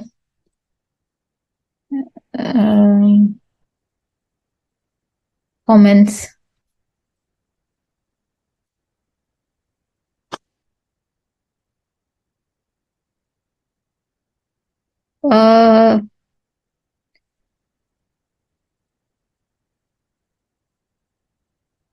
Sir, I somehow feel that for clubbing of income provisions, you can actually, you can actually understand these provisions even if you've not done other provisions. So, I'm more than happy, Harshit, to actually take you through, any doubts that you have because you've not attended other lectures. I'm more than happy to do that. But, sir, resume करते हैं.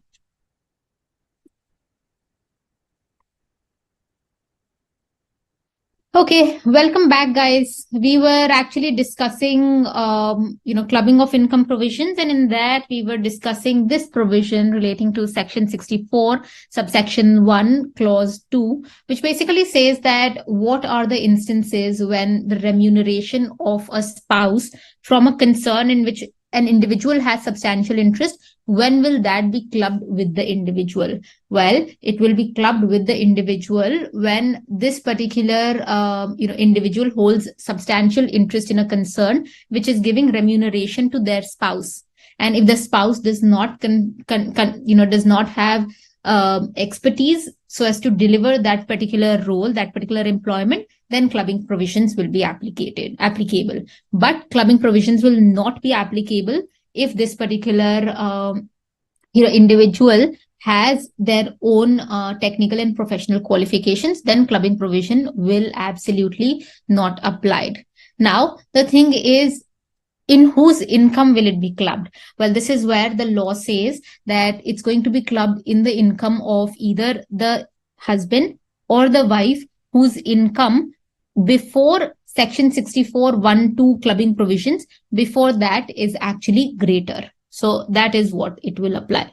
Now there is another proviso to section 64 subsection 1 2, which basically says that, if the assessing officer has included it in the income of, say for the example, the husband, then going forward basis also it will be included in the income of the husband.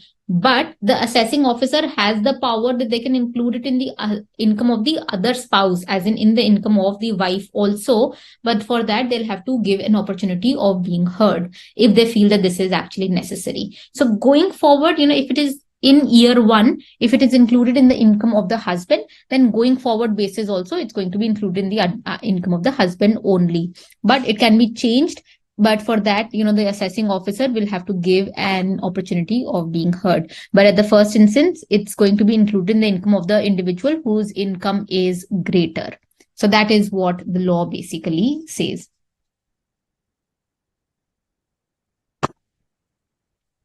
Sir, you know, yes, Prerna was there. I'm just addressing sorry guys, I'm just addressing the question on, the group.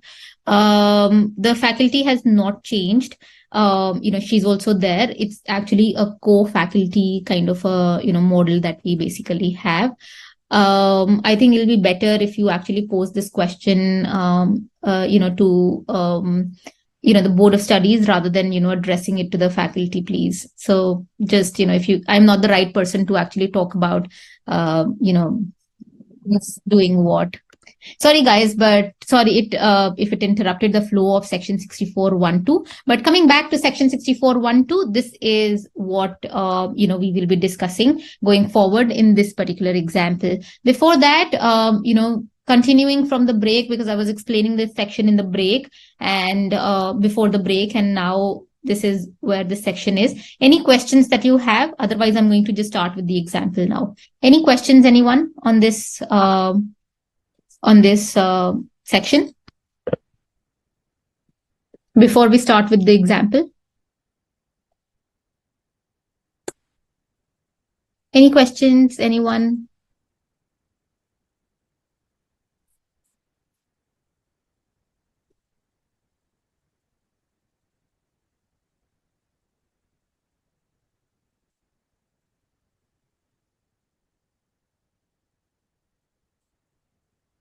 Okay, great. So we'll start with this particular example, which says, let's take this example of Mr. Arun, who holds shares carrying 55% voting power in MNO Private Limited. The first question is, because Mr. Arun is holding 55% voting power in MNO Private Limited, do you think he has substantial interest in MNO Private Limited for the purposes of Section 64? Do you think there is substantial interest? Just say a yes or a no. Is there substantial interest or not?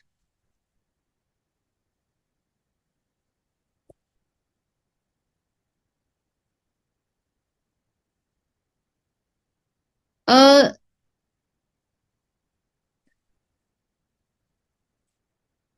Yes, absolutely. There is substantial interest because this is more than 20%. So there is substantial interest. I'm just addressing the question out here because I think I've been receiving the questions a little late, or they're basically posed a little late. The question is, the opportunity of being heard is to be given to the individual, right? Yes, it is going to be given to the individual whose income it's going to be clubbed into. So if today the income is clubbed to the income of the husband, then that's absolutely fine. But if one day the assessing officer changes it to be included in the income of the wife, then they will give opportunity of being heard to the wife, and the wife will have to substantiate why it should not be included in the income of that particular wife. So it depends to whom opportunity of being heard is to be given. So the assessing officer, whose income they will include it into, they will give opportunity of being heard to that particular individual. But coming back to this particular example, let's say that there is Mr. Arun and they are holding shares carrying 55% voting power in MNO Limited. Now, this means that Arun has substantial interest in MNO Private Limited. Now, there's Mrs. Anamika, who is wife of Mr. Arun, and she's working as a computer software programmer in MNO Private Limited at a salary of 35,000 rupees per month. She is, however, not qualified for the job. Do you think clubbing of income provisions will be applicable? Yes or no? Do you think Mrs. Anamika's income will be clubbed in the income of Mr. Arun in this particular situation? Let's take a yes or a no. Will it be clubbed or not?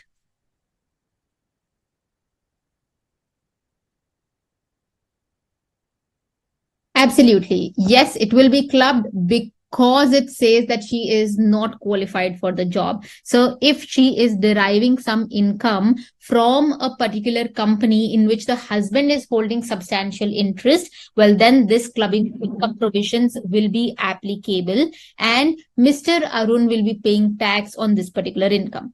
Now, the question further says that the other income of Mr. Arun and Mrs. Anamika is 7,30,000 rupees and 4,20,000 rupees respectively. Calculate the gross total income of Mr. Arun and Mrs. Anamika. Let's start with calculating Mr. Arun's income. Now, in calculating Mr. Arun's income, we already know that clubbing of income provisions will be applicable. So whatever is the salary that is being earned by Mrs. Anamika, Mr. Arun will be paying tax on that. So the salary is 35,000 rupees into 12 because that was a monthly salary, which is 4,20,000 rupees. Then there is a standard deduction of 50,000 and the salary amount is 3,70,000 rupees. Now, I do understand that this is Anamika's income, but because clubbing of income provisions are activated, Mr. Arun will be paying tax on Mrs. Anamika's income. But the question is, what exactly is this standard deduction? What is this 50,000 rupees minus? What is that? Yes, absolutely. Clubbing of income provisions will be applicable. That's correct. What is the standard deduction?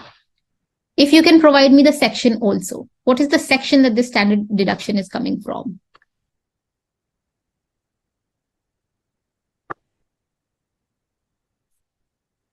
Okay, I'm waiting for answers on the portal. What is the standard deduction? Why have they deducted 50,000 rupees?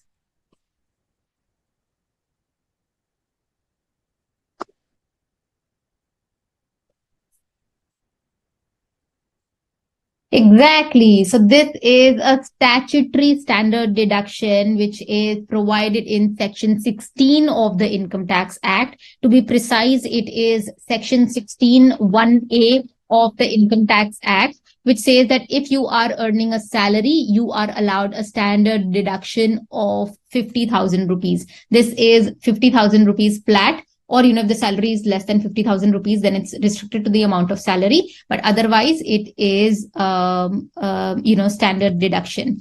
No, Mr. Arun is not getting a salary from this particular company, so standard deduction is not going to be twice, because if you see the other income of Mr. Arun, so this is income under the head other sources basically, so that is other income, so standard deduction will not be available twice to Mr. Arun. So it's going to be 3,70,000 rupees, which is income of Mrs. Anamika, and who will get the standard deduction, in whose income it is actually clubbed. So it's going to be Mr. Arun who's going to get that particular standard deduction. Then other income of Mr. Arun was 7,30,000 rupees. So the total income on which Mr. Arun will be paying taxes is 11 lakh rupees. This is just the gross total income, and this is the amount on which Mr. Arun will be paying taxes. This is clubbing of income that is actually activated. What is the income for Mrs. Anamika on which she'll be paying taxes?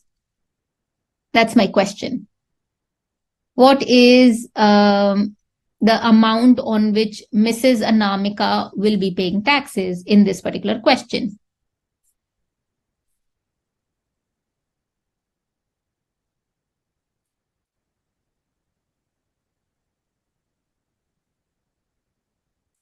Absolutely. Mrs. Anamika will be paying taxes on 4,20,000 rupees.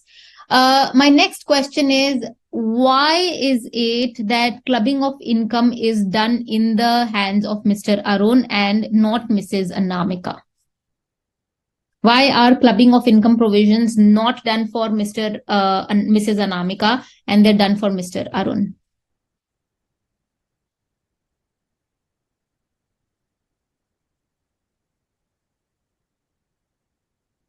Well, yes, that is because the income of Mr. Arun was more as compared to Mrs. Anamika before such clubbing provisions. So it's going to be included in the income of Mr. Arun. Now, going forward, the assessing officer, if they want to include this in the income of Mrs.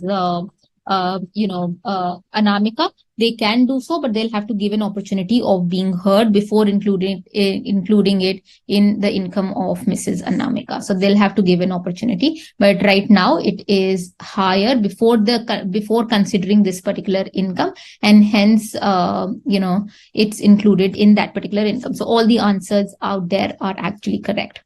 Now let's change the question a bit. What if Mrs. Anamika was qualified for this particular job? If Mrs. Anamika was qualified for this particular job, what do you think? Will clubbing provisions be applicable or not if Mrs. Anamika was qualified for this particular job?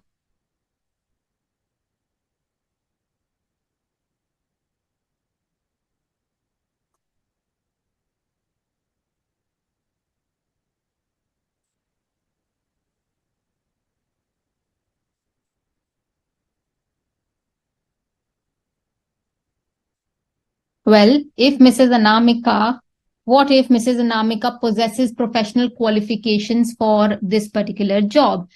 No, clubbing provisions will not be applicable, and hence the gross total income of Mr. Arun will not be clubbed. So if for Mr. Arun, it's going to be 7,30,000 rupees, which was basically this one. So for Mr. Arun, it's going to be there 7,30,000 rupees, and Mrs. Anamika will be paying taxes on her salary. So she will be paying taxes on her salary amount, which is 4,20,000 rupees, less the standard deduction, which is 3,70,000 rupees, plus she has other income, which is 4,20,000 rupees. So final, her income will be 370 plus 420, which makes it 7,90,000 rupees. So that is how it's going to be. So if she has professional qualifications, she will pay tax on her income. Arun will pay tax on her income. But if she is not qualified, then her income will be clubbed with the income of the spouse whose income is actually greater. Absolutely. That's, all the answers out here are actually correct. There's a question here which said, under which head does the clubbing come? So what happens practically is in the income tax is that you have to actually, put in the income in the respective head. And then there is a specific clubbing of income kind of a head, kind of a provision. It's not a head, obviously, but it's a different provision altogether, and that is where income is actually clubbed. And for that, you'll have to provide the name of the section, the number of the section also under which clubbing of income provisions are actually happening. So if you see, all the heads have their own respective sections, but when it comes to clubbing provisions, it's not devoted to a specific head out there. They are just operating as a standalone basis for presentation purposes. So that is not under a particular head. Every head there has their own sections. Clubbing of income is not under any head. It's a different head, not a head, but it's a different presentation altogether, which is section 60 onto section 65. So don't put it as part of a particular head of income. Let's take another example, which is about Mr. Binu and Mrs. Babita. Now, this is, a very interesting example. In this particular example, let's say there is someone called Mr. Binu, and he holds 33% voting power in Y Private Limited. Because this person, step one, is this person holding substantial interest? Yes, this person holds substantial interest in Y Private Limited. That is because they're holding more than 20% voting power. So there is substantial interest. The second question is, it says Mrs. Babita is working as an accountant, getting an income under the head salary of 3,60,000 rupees. Now, it says that the salary income is 3,60,000 rupees, and this is without any qualification in accountancy. Do you think clubbing of income provisions will be activated? Yes or no?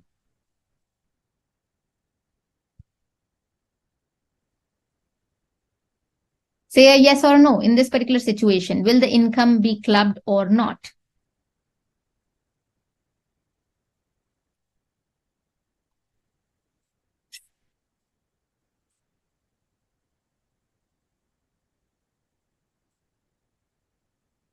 Okay. Yes, exactly. The income will be clubbed with the income of Mr. Binu. Well, that is because she does not hold enough qualifications and she's deriving some income from a company where the substantial interest is held by the husband. Now, it also says that the salary income is 3,60,000 rupees. When I include the salary income in Mr. Binu's income, because clubbing provisions will be applicable, should I include 3,60,000 rupees as salary income? Or should I include 3,60,000 rupees minus 50,000 of standard deduction, which will be 3,10,000 rupees? So which one should I include? 3,60,000 rupees or 3,10,000 rupees?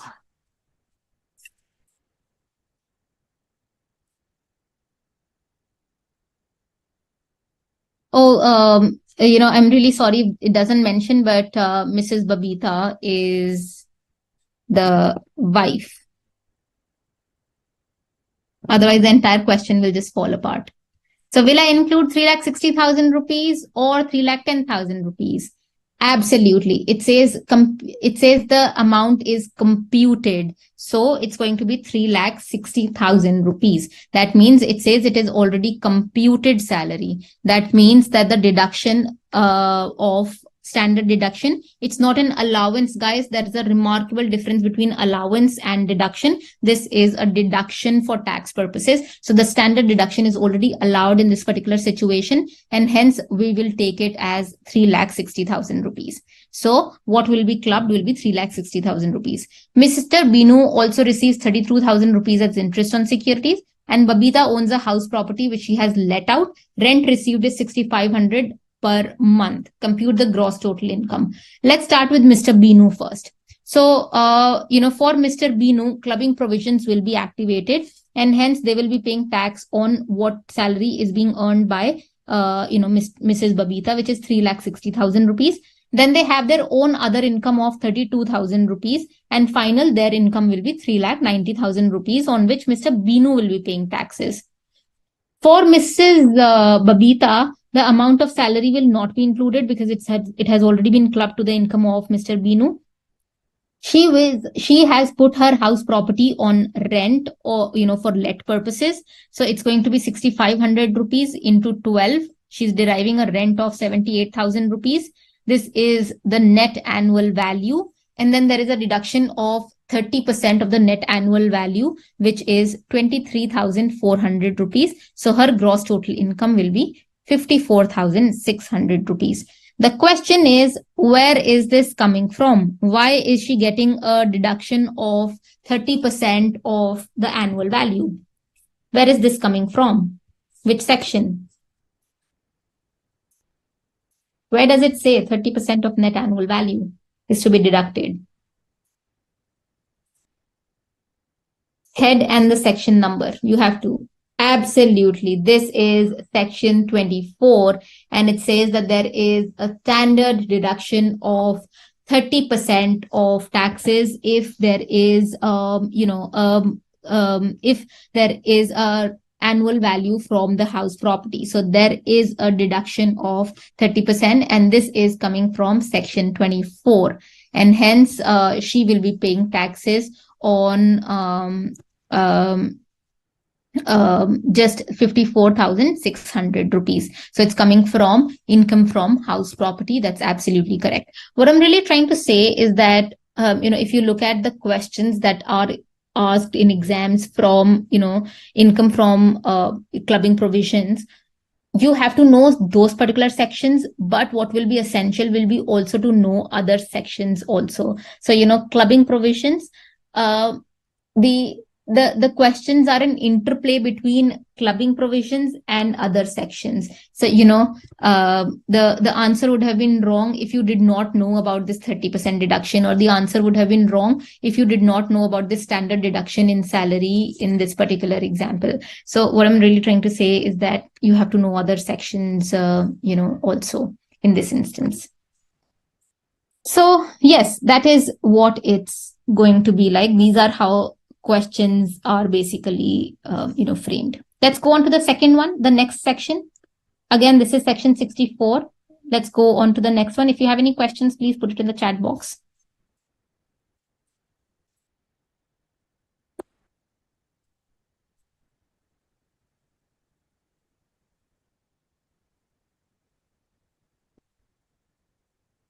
Okay, now this is very, very interesting. And this particular section basically says that what happens if there is an asset, and this particular asset is transferred to a spouse without consideration. What happens if there are income arising from this particular asset?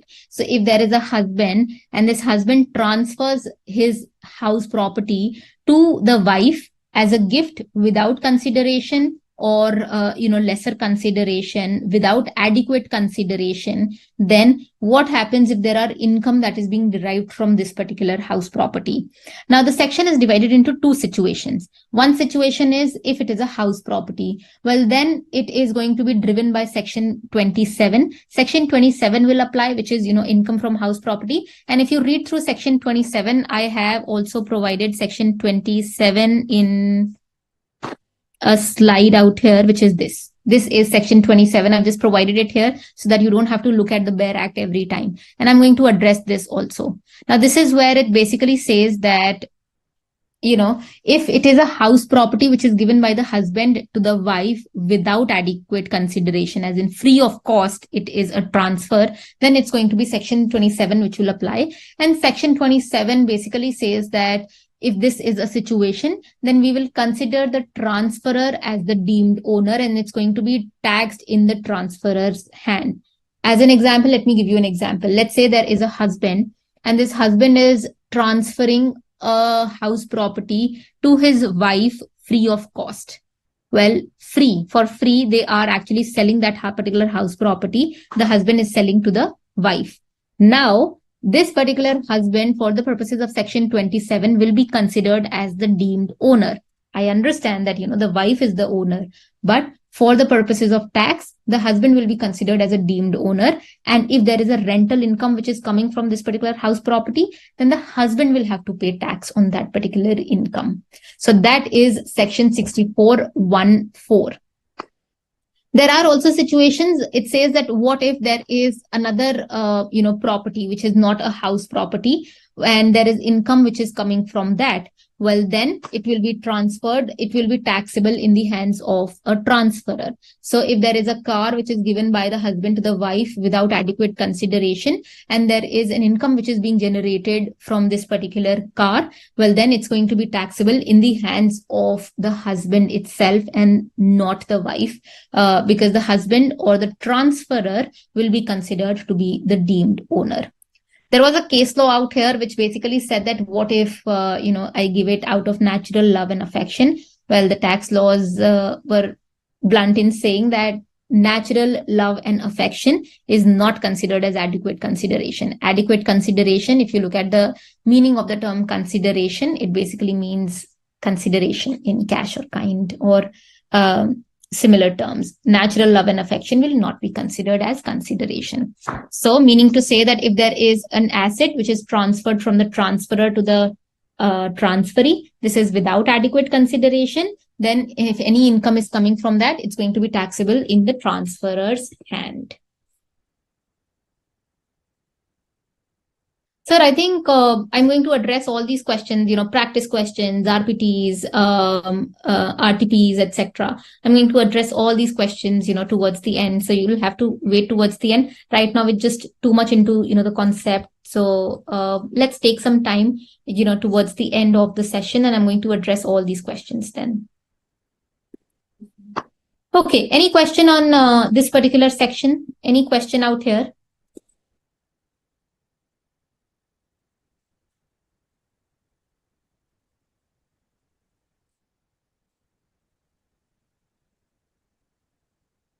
Okay, any questions, guys? Okay, great. So there are some points to remember that, I have put it out here.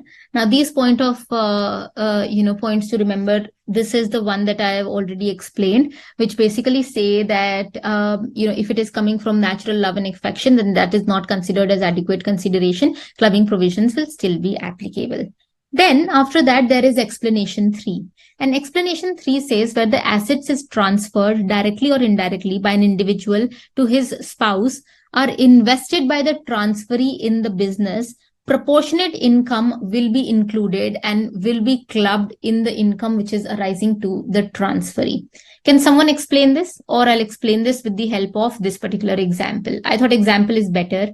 This is a little technical. So I'm going to, explain this explanation 3 with respect to this particular example.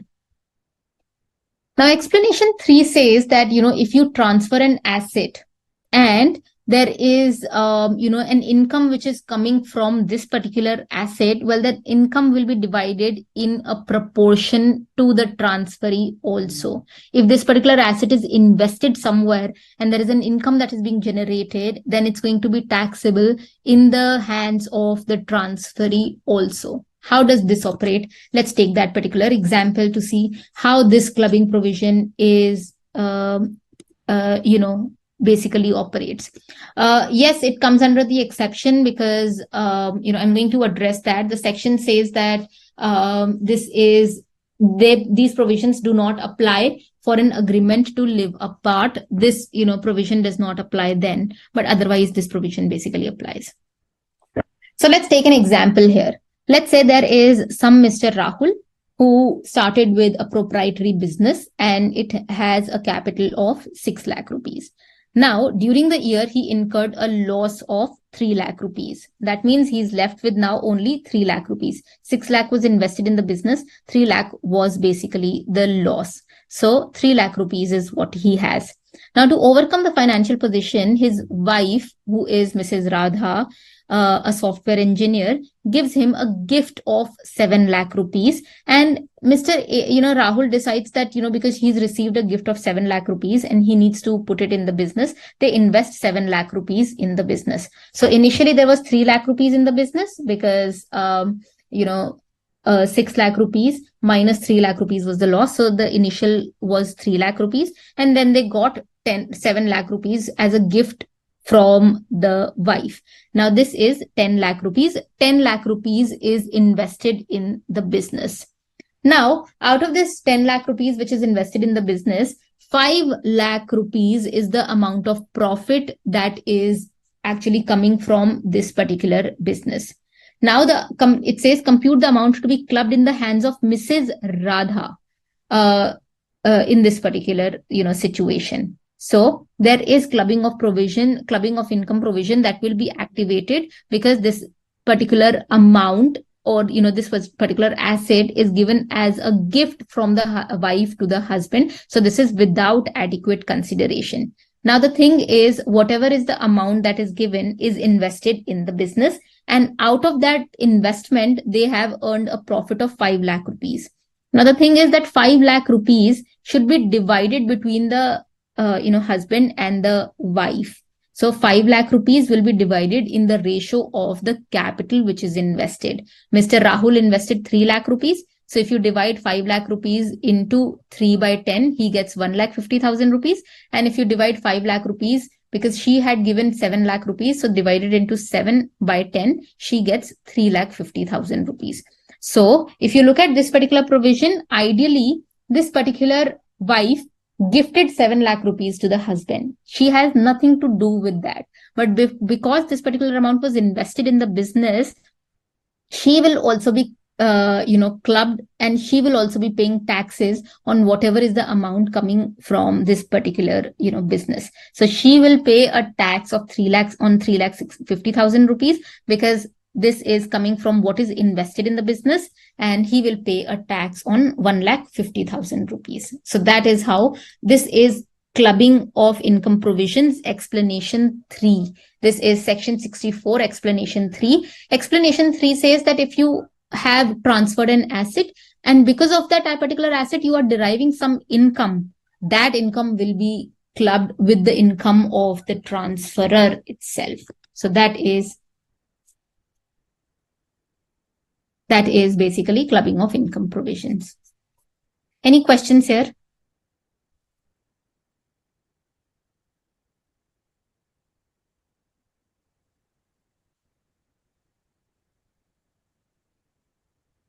So this is coming from, this particular question is based on explanation 3. What happens if you are giving something out of a gift and that is invested in the business? So that is coming from explanation 3.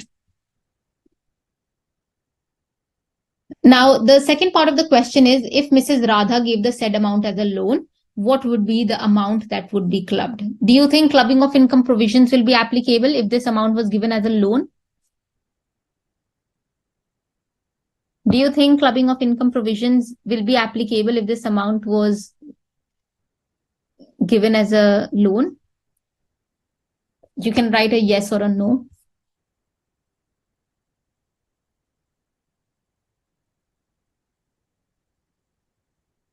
Will clubbing of income provisions be applicable? No, clubbing of income provisions will not be applicable because this is given as a loan, and loan is not considered as something which is basically free. So that is how loan will not be considered as without adequate consideration, and hence its clubbing provisions will not be applicable. Now, the next part of the section is clubbing of income arising to son's wife. This is exactly the same. Now, the only difference is that you're not giving that particular income, or you're not transferring that particular asset without adequate consideration or free of cost. You're not giving it to the spouse. You're giving it to the son's wife. So if they give it to the son, obviously, if they give it, to the son, obviously, son is covered within the definition of relative. Clubbing provisions will be applicable. This is where the taxpayer decided that I'm not going to give it to the son. I'm going to give it to the son's wife. And that is where the amendment came in the Income Tax Act. And they said that even son's wife, if you give it to her, without adequate consideration, even that will be considered as clubbing of income provision under 64(1)(6). So if you transfer to son's wife without adequate consideration, then this particular transferor will be considered as a deemed owner and they'll have to pay tax on it. Even if this particular asset which is given without adequate consideration, and there is some income which is being generated from that particular asset, then the son's wife will have to pay tax on that. So if you look at the sections, the section is exactly the same like this one, just the difference is that instead of the spouse, it is going to be the son's wife who will be to whom it will be applicable.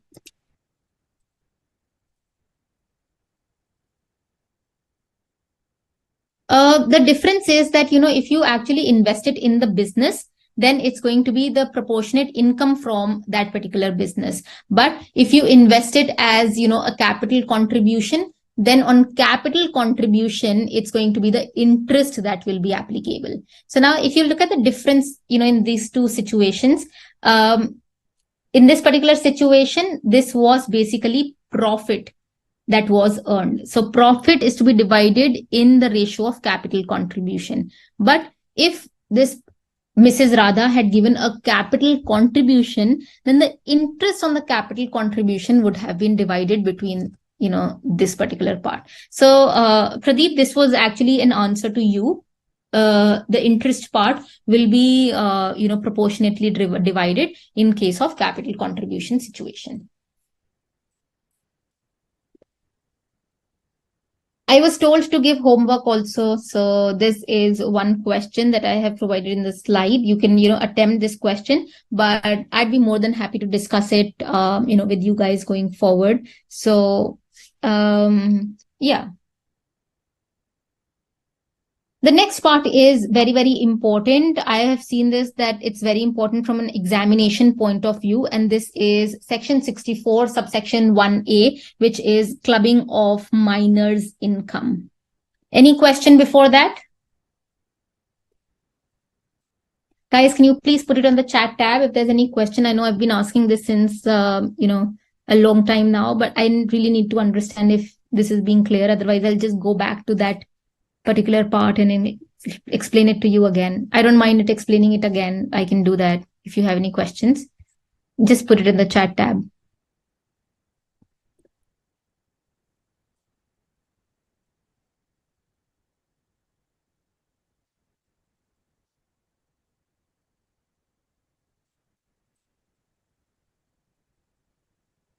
Okay. So now the newest section that we have is on clubbing of minors' income.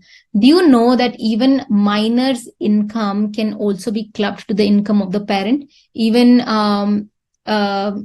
minor, the income of the parent, if there is any individual, if there is any parent, and if they have a minor child, again, below the age of 18 years for India, if they have any minor child, then this particular parent will have to pay taxes on the minor child's income. So if there is a parent, let's say a wife and a mother, she has a minor child, and this particular minor child is earning some income, then the wife will be assessable, on the income of the minor child. So that is clubbing of income provision. The minor child will not pay taxes on it. There are some exceptions to it that we'll discuss, but can you tell me the kind of income that a minor child can earn?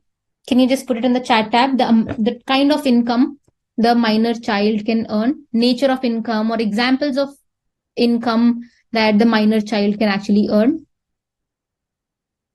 Can you give some examples?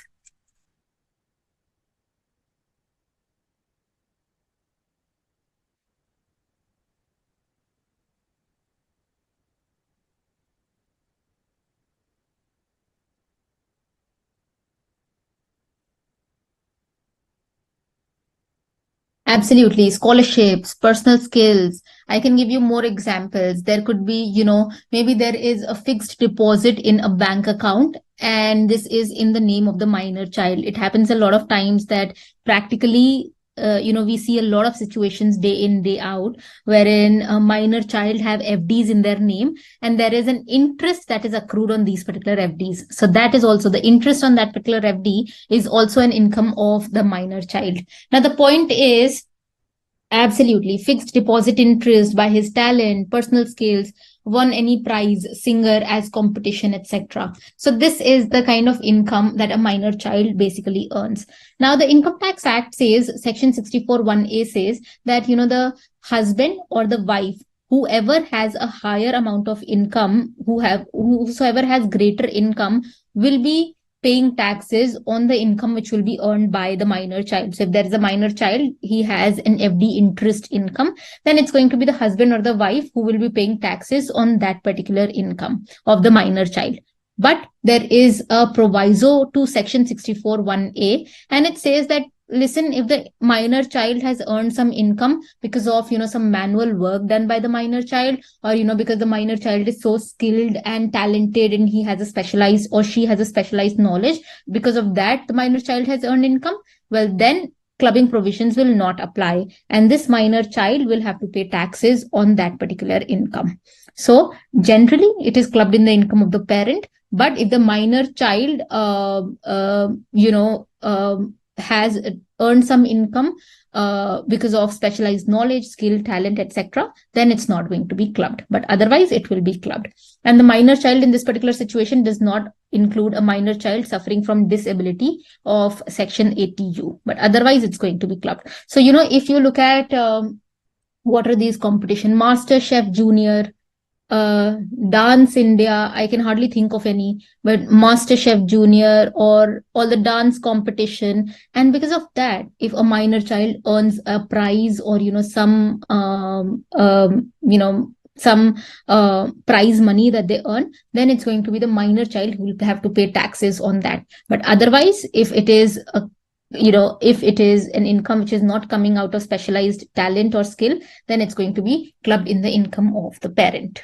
And which parent? Whose income is actually higher. So FD interest is not coming out of, manual work. It is not coming out of any talent or specialized knowledge. It will be clubbed in the income of the parent.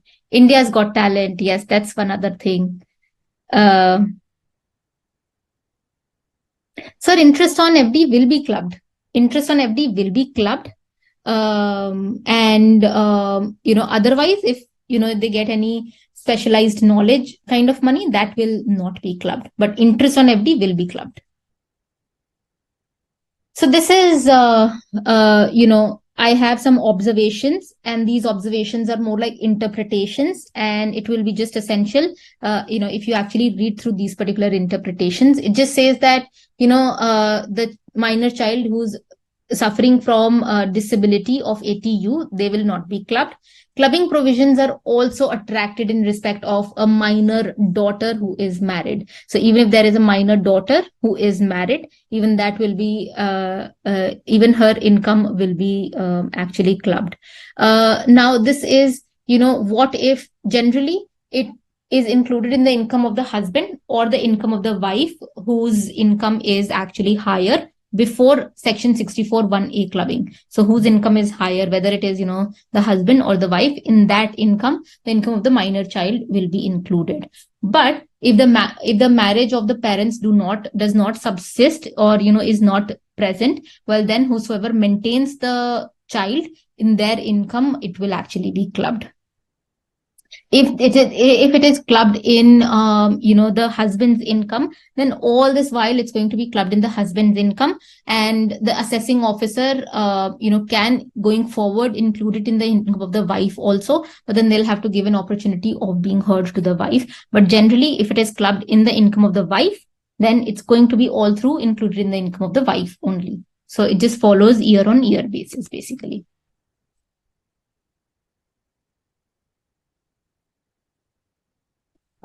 Yes, sir. If interest on FD is linked to personal skills, well, then it will be clubbed. But what you have to see is generally, if you see practically, I have never seen FD interest income to be linked to something like personal skills. So there could be instances where I have seen instances where a minor child has earned income because of their specialized knowledge, because of some prize competition, and that particular prize competition amount was then invested in the FD. Well, then it's going to be considered as not clubbing provisions, because the income was earned because of specialized knowledge. So that will not be clubbed. But then the interest on FD, that will actually be clubbed with the income of the parent. So, yeah.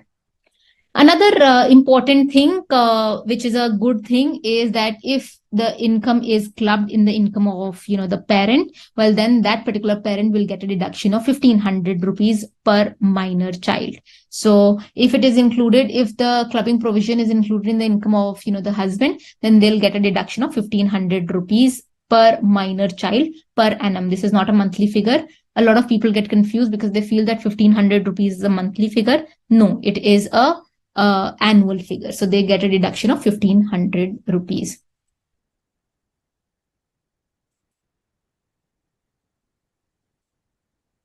Sir, if there is a minor daughter, the clubbing will be with the parent, because the law is worded in a manner that, it's a minor child. It will be included in that particular manner.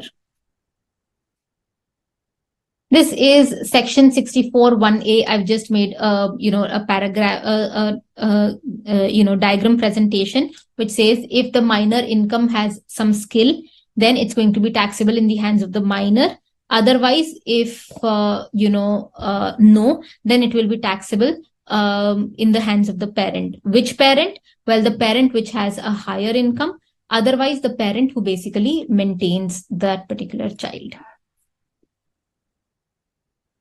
I had some, peculiarities which are, very, very technical in nature in respect to a in respect to a minor child.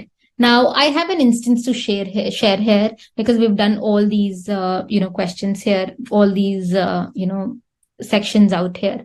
Now, if there is an asset and this asset is transferred to a minor child. I'm not talking about a minor married daughter, because a minor married daughter has different set of rules. But let's say there is an asset out here and this asset is actually transferred to a minor child without adequate consideration. Well, let's say there is a house property and this house property is actually transferred in the name of the minor child without adequate consideration. Well, then by virtue of section 27, the parent will be the deemed owner of the house property. So which section is this coming from? We've done this section before. If there is a house property that is transferred without adequate consideration, this is to a minor child, then it says that by virtue of section 27, then the transferor parent will be the deemed owner of the property. Where is this written? We just read it in a particular section. What was the section? Starts with 64. 64.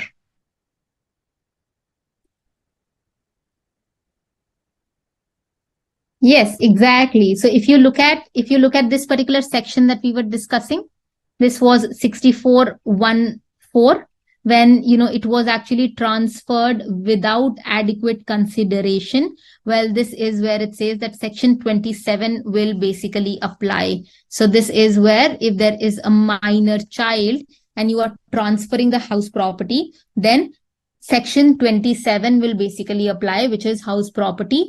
And then this particular, transferor parent will be the deemed owner, and it's not going to be the minor child. That means the clubbing of income provisions of section 64(1)(a), the income of minor child, those clubbing provisions will not apply. The clubbing provisions of section 27 will apply. And that is because specific prevails over general. So if we have a very, very specific section for house property, which is section 27, so then in this particular situation, section 27 will apply and not section 64(1)(a). What will be the difference? Well, the difference will be the difference of deduction. If they are under section 64(1)(a), they get a deduction of 1,500 rupees. But if they are under section 27, they get a deduction of 30% of net annual value kind of situation. So in this particular situation, section 27 clubbing provisions will apply and the parent will become the deemed owner of this particular house property.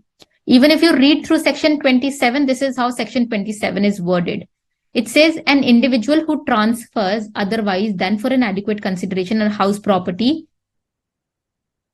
or to a minor child, not being a married daughter, it shall be the owner of, deemed to be the owner of the house property. So that means even if you transfer it without consideration to a minor child, then section 27 will come into place and not section 64(1)(a). Does it make sense? Why section 20, why section 27 will apply and not section 64? Because this is a house property that is given to a minor child. Does it make sense? Please write a yes or a no if this much is clear.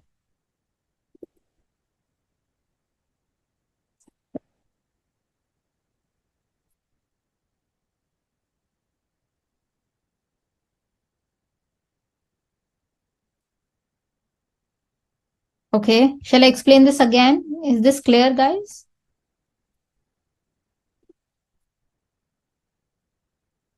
Okay, great. Thank you so much. Now, this is for a minor child. Now, this is where what if there is a house property and this house property is transferred by the parents to a married minor daughter? Well, that is where section 27 will not apply. I know that this is a house property, but still this house property is transferred by the parent to the married minor daughter without consideration. Section 27 will not apply. In this particular case, section 64(1)(a) will apply. 64(1)(a) is clubbing of minor income provision. And in this particular situation, they will be entitled to an exemption of section 1032, which is the 1500 exemption. So section 27 will not apply in case of a married minor daughter. Section 64 will apply. Another reason is that because if you read through section 27, it says not a married daughter. So for married daughter, for a married minor daughter, section 27 will not apply. Section 64, which is clubbing of income of minor child, that will be applicable and they will be paying taxes on that. They will be entitled to an exemption. So for a minor child, house property, section 27 will apply. For a married minor daughter, section 64 basically will apply. So that is the peculiarity. Exactly. It's an exception to, a married daughter. So I'm explaining it again. Let's take the situation where there is a house property and this house property is held by, parents. Now the parents decide that let's sell off or let's transfer this house property to our minor child without adequate consideration. So they actually give it to the minor child free of cost. Why would they do that? To avoid taxes. So the parent actually give house property to their minor child without adequate consideration. Now, this is where if you read through section 27, section 27 basically says that in this particular situation, the parents will be the deemed owner or the deemed transferor of that particular property, and parent will have to pay taxes on that particular house property income. I do understand that this house property is transferred by the parents to the minor child, but the clubbing provisions will be applicable of section 27, and 27 says that no, the parents will be actually paying taxes. So this is for a minor child. But for a married minor daughter, they basically say that section 27 will not be applicable. So if parents, they transfer their property, house property, to a married minor daughter without adequate consideration, then they say that no, section 27 will not be applicable. Section 64, which is clubbing of minors' income, that will be applicable and they will be paying taxes. Parents will only be paying taxes, but by virtue of section 64(1)(a). And what is the difference? Well, in 64(1)(a), if they are clubbed, well, they get an exemption of 1500 rupees. So in case of married minor daughter, they will get an exemption of 1500 rupees. This is also coming from section 27. It says that section 27 is applicable for minor child, but section 27 is not applicable for married minor daughter. So that is where it's actually coming from. Any questions now?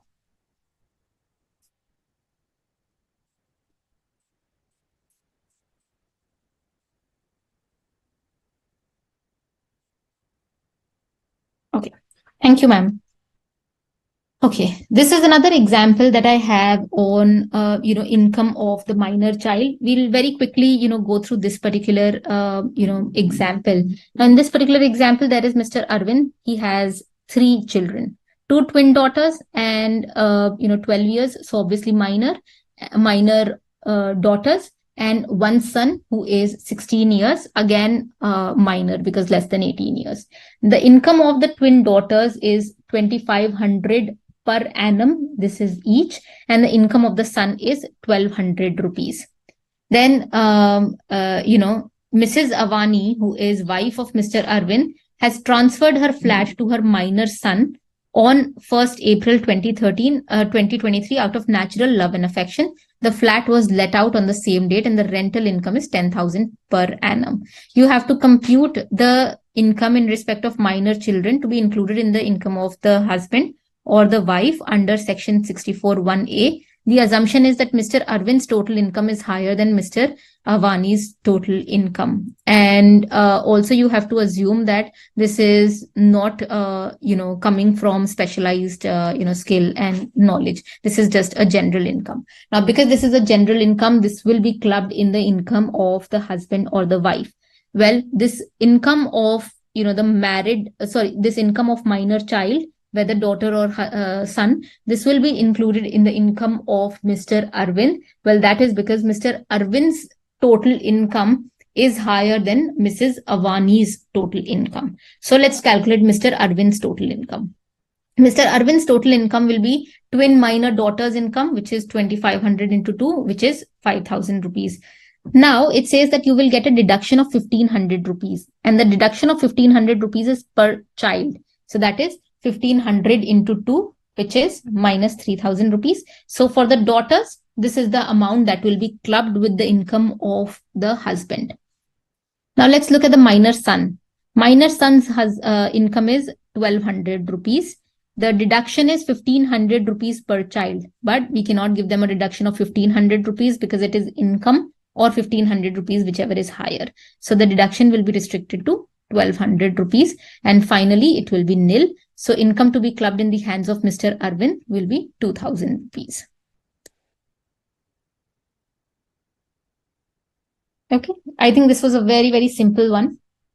Now, the second part of the question is that Mrs. Avani, who is the wife, she has transferred her flat to the minor son out of natural love and affection. The flat was let out and the rental income is 10,000 per month.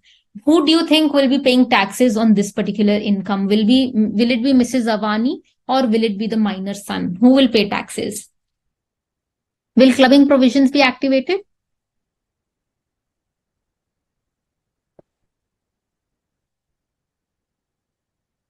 Clubbing provisions activated or not in this particular instance? Yes, clubbing provisions will be applicable, and it will be Mrs. Avani who will be paying,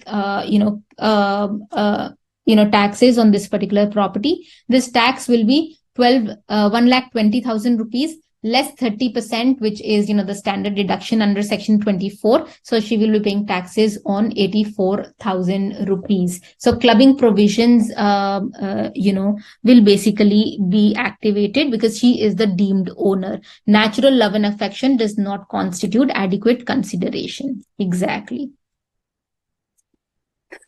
Okay. This is a good news because this is the last topic that we have, for today. And it's a very interesting topic. Now, this is a topic which talks about something called cross transfers out here. Anyone who knows what is cross transfer? Anyone who can put it in the chat? What is cross transfer?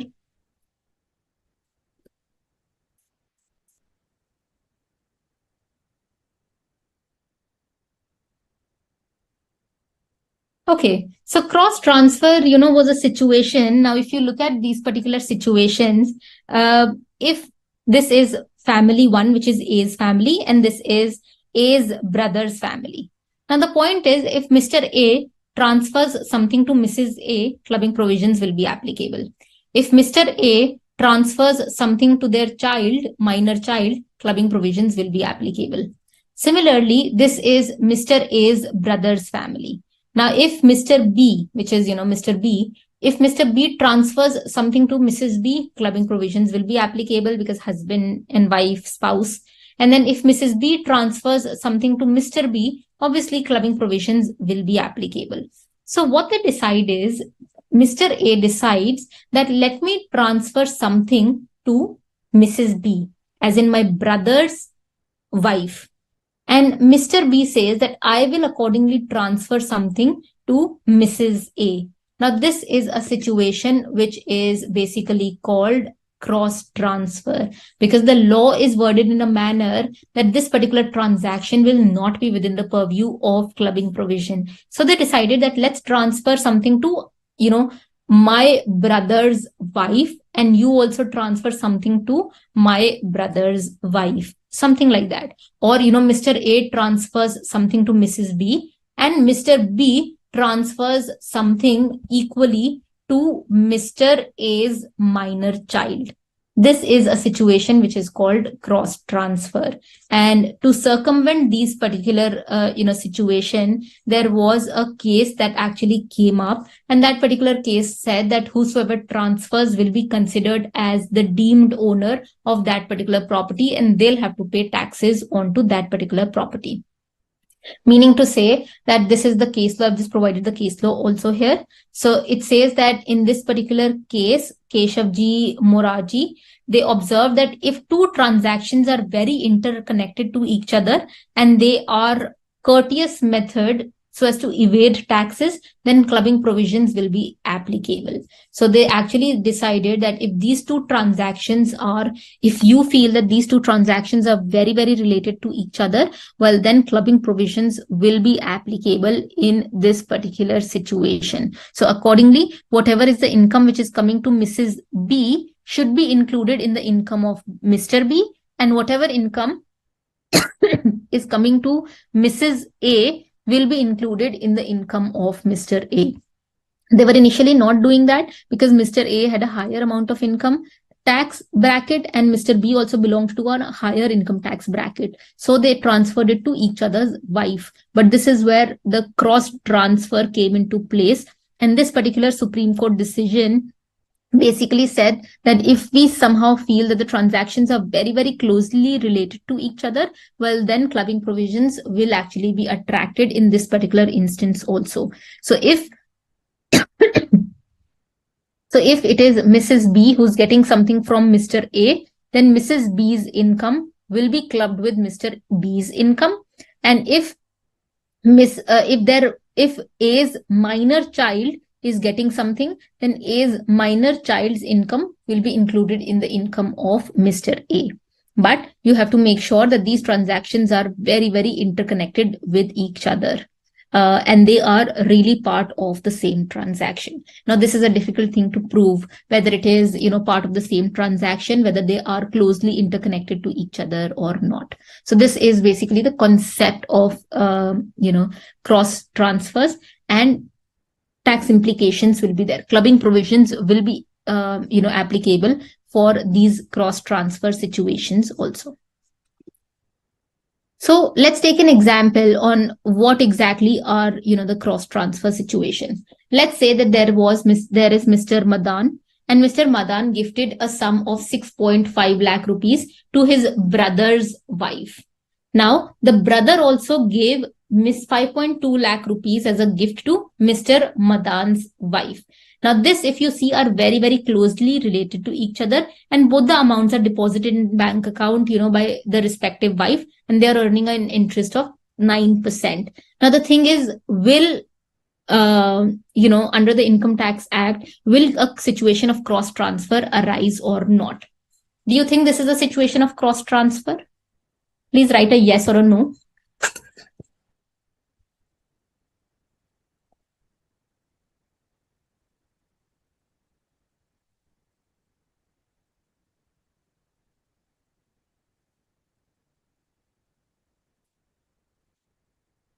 Do you think this is a situation of cross transfer?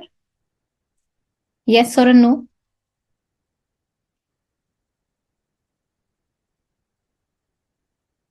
Yes, absolutely. This is a situation of cross transfer, and whatever is the income which is coming to Mrs. Madan, it will be included in Mr. Madan's income. And whatever is the income which is coming to the brother's wife, it will be included in the brother's income. And this is what cross transfer really talk about. The last section of this particular class is, on section 65. And this basically says that whose liability is it in respect of income, which is included in the income of another person. So they talk about clubbing of income provisions. And, by now we know that if there is someone who is earning, an income, and this was with a purpose of, paying lower amount of taxes, then clubbing provisions will be activated and it should be paid in other person's income. Now the point is, who gets notice onto that particular income? So if let's take this example, that if my income is, if a particular husband's income has included the income of the wife, who gets the notice in respect of that particular income? So it was the wife's income, but it has been clubbed in the income of the husband. The point is, who gets notice in that particular income from the tax department? Well, this is where the income section 65 comes into play, and they basically say that who will get the notice? Well, the notice will be given to the wife. I do understand that the wife income has been clubbed with the income of the husband, but the notice of this particular income will be given to the wife itself. It will not be given to the husband. And this is where section 65 really comes into play. This is what it says. So the notice from the tax department of any scrutiny or anything like that will be given to the wife or the transferee. It will not be given to the person to whom clubbing provisions have been activated. This is what this section 65 in substance really say. I have provided an example out here. It says that there was someone, Mr. Ravi. They gifted his only house property to wife, Mrs. Ravi, and his married daughter, Mrs. Divya. Now, the assessing officer gave a notice of demand to Mr. Ravi for payment of tax for the income from this particular house property. My question one is, if this was without consideration, do you think clubbing provisions would have arisen? Clubbing provisions would have activated if this was without consideration, because this is actually a gift. Do you think clubbing provisions will be applicable?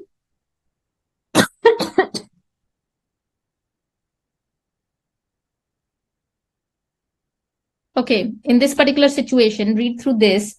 Do you think clubbing of income provisions will be applicable?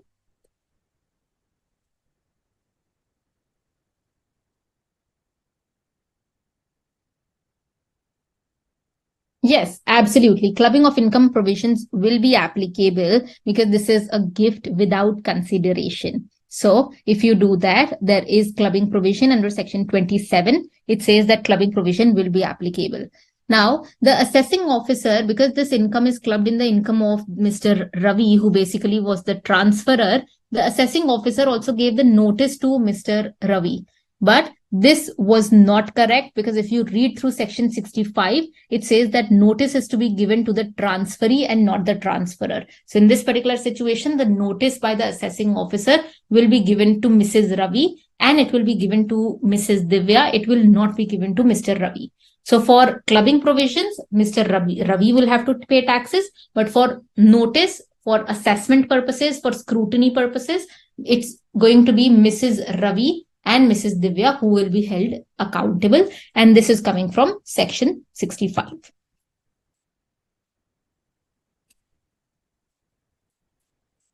Is this bit clear? Guys, any questions here? So there are two aspects to it. For clubbing provisions, Mr. Ravi, who is basically the transferor, but for assessment purposes, it's going to be the transferee. It's either Mrs. Divya or it's going to be Mrs. Ravi. So two different things altogether. Okay, shall we move to the last slide, guys? I have a question in the last slide. Okay, I want the answer to this one. I am not going to read this question. I want the answer to this particular question. This is a question from past papers. I mean, all through the while, the examples were also questions from past papers. So you've done a lot of papers, but what do you think is the answer?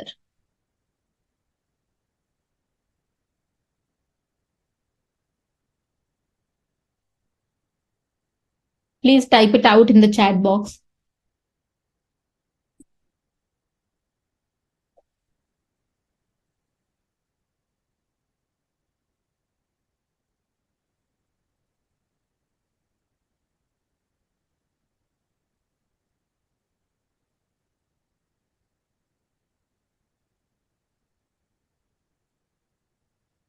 Ma'am, even in case of married daughter, this section actually applies to relative. So daughter is also considered as a relative. So it's going to be clubbed. Clubbing provisions will apply, not in the hands of married daughter.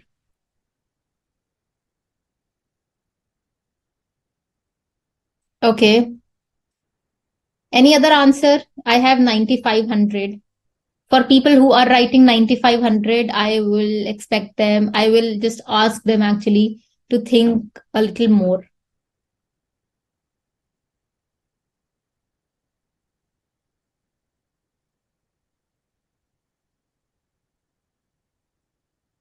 Okay. Everyone says 9,500? Ah, right. Okay. I'm waiting for a few more seconds to have the answers. This is a tricky question. No, the fixed deposit is not from skills.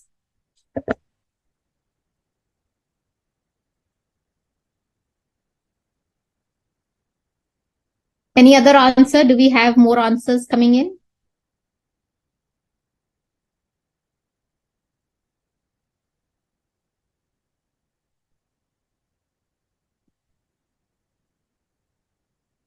Okay. So yes, the correct answer is basically 8,000 rupees. And that is because I will take through all the examples. So all the answers. So it's not going to be 34,500 rupees because clubbing of income provisions will apply. Now, if you look at clubbing of income provisions, they say that clubbing will actually happen only for income which is without skills and without knowledge. If you look at a quiz competition really involves, skill and technical knowledge. So for the quiz competition, the son, which is, Mr. Dhaval, they will pay taxes on their own, even if they are a minor child. But the income to be clubbed is the interest from fixed deposit. So the income to be clubbed is going to be 9,500 rupees. Minus, there is a deduction if income is clubbed in the hands of the parent. That deduction is under section 10 subsection 32, which is 1,500 rupees. So it's going to be 9,500 rupees, the clubbing amount, minus 1,500 rupees of exemption. And that brings us to the correct answer, which is 8,000 rupees. So it's not 34,500. It's not 33,000 rupees. It's not 9,500 rupees. It's going to be 8,000 rupees that will actually be clubbed. So not 9,500 rupees. The clubbing amount will be 8,000 rupees. So this particular answer has a culmination of a lot of concepts out there. And this is a actually good question that I've picked up from past papers. One, you have to understand that only income which does not involve specialized knowledge, only that particular income will be clubbed. So in this particular situation, it's going to be only 9,500 rupees, which is not specialized knowledge income. Only 9,500 rupees is to be clubbed, not 25,000 rupees. And the second thing you have to remember is that there is always an exemption for minor child clubbing income, and that exemption is 1,500 rupees. I have provided it in the slides out here. This particular exemption, it's coming from section 10 subsection 32, which is 1,500 rupees per minor child. So it's going to be 9,500 rupees minus 1,500 rupees, and that makes it 8,000 rupees as the correct answer. So that is how questions are to be asked. And towards the end, I'd like to thank you all for such a wonderful session. You guys have been so nice answering all the questions, and this was such an entertaining session, at least for me. From my end, it was, very, very entertaining. I wish you all a very, very happy Diwali, and thank you so much for having me here. If you have any questions, I am, right here. I can help you with those particular questions, but otherwise, thank you so much. And this is a QR. Happy to connect with you guys. Thank you so much. Please let me know if you have any questions.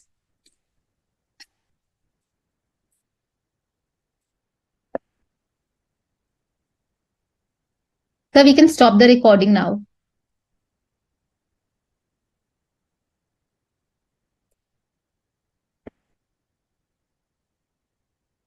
Thank you.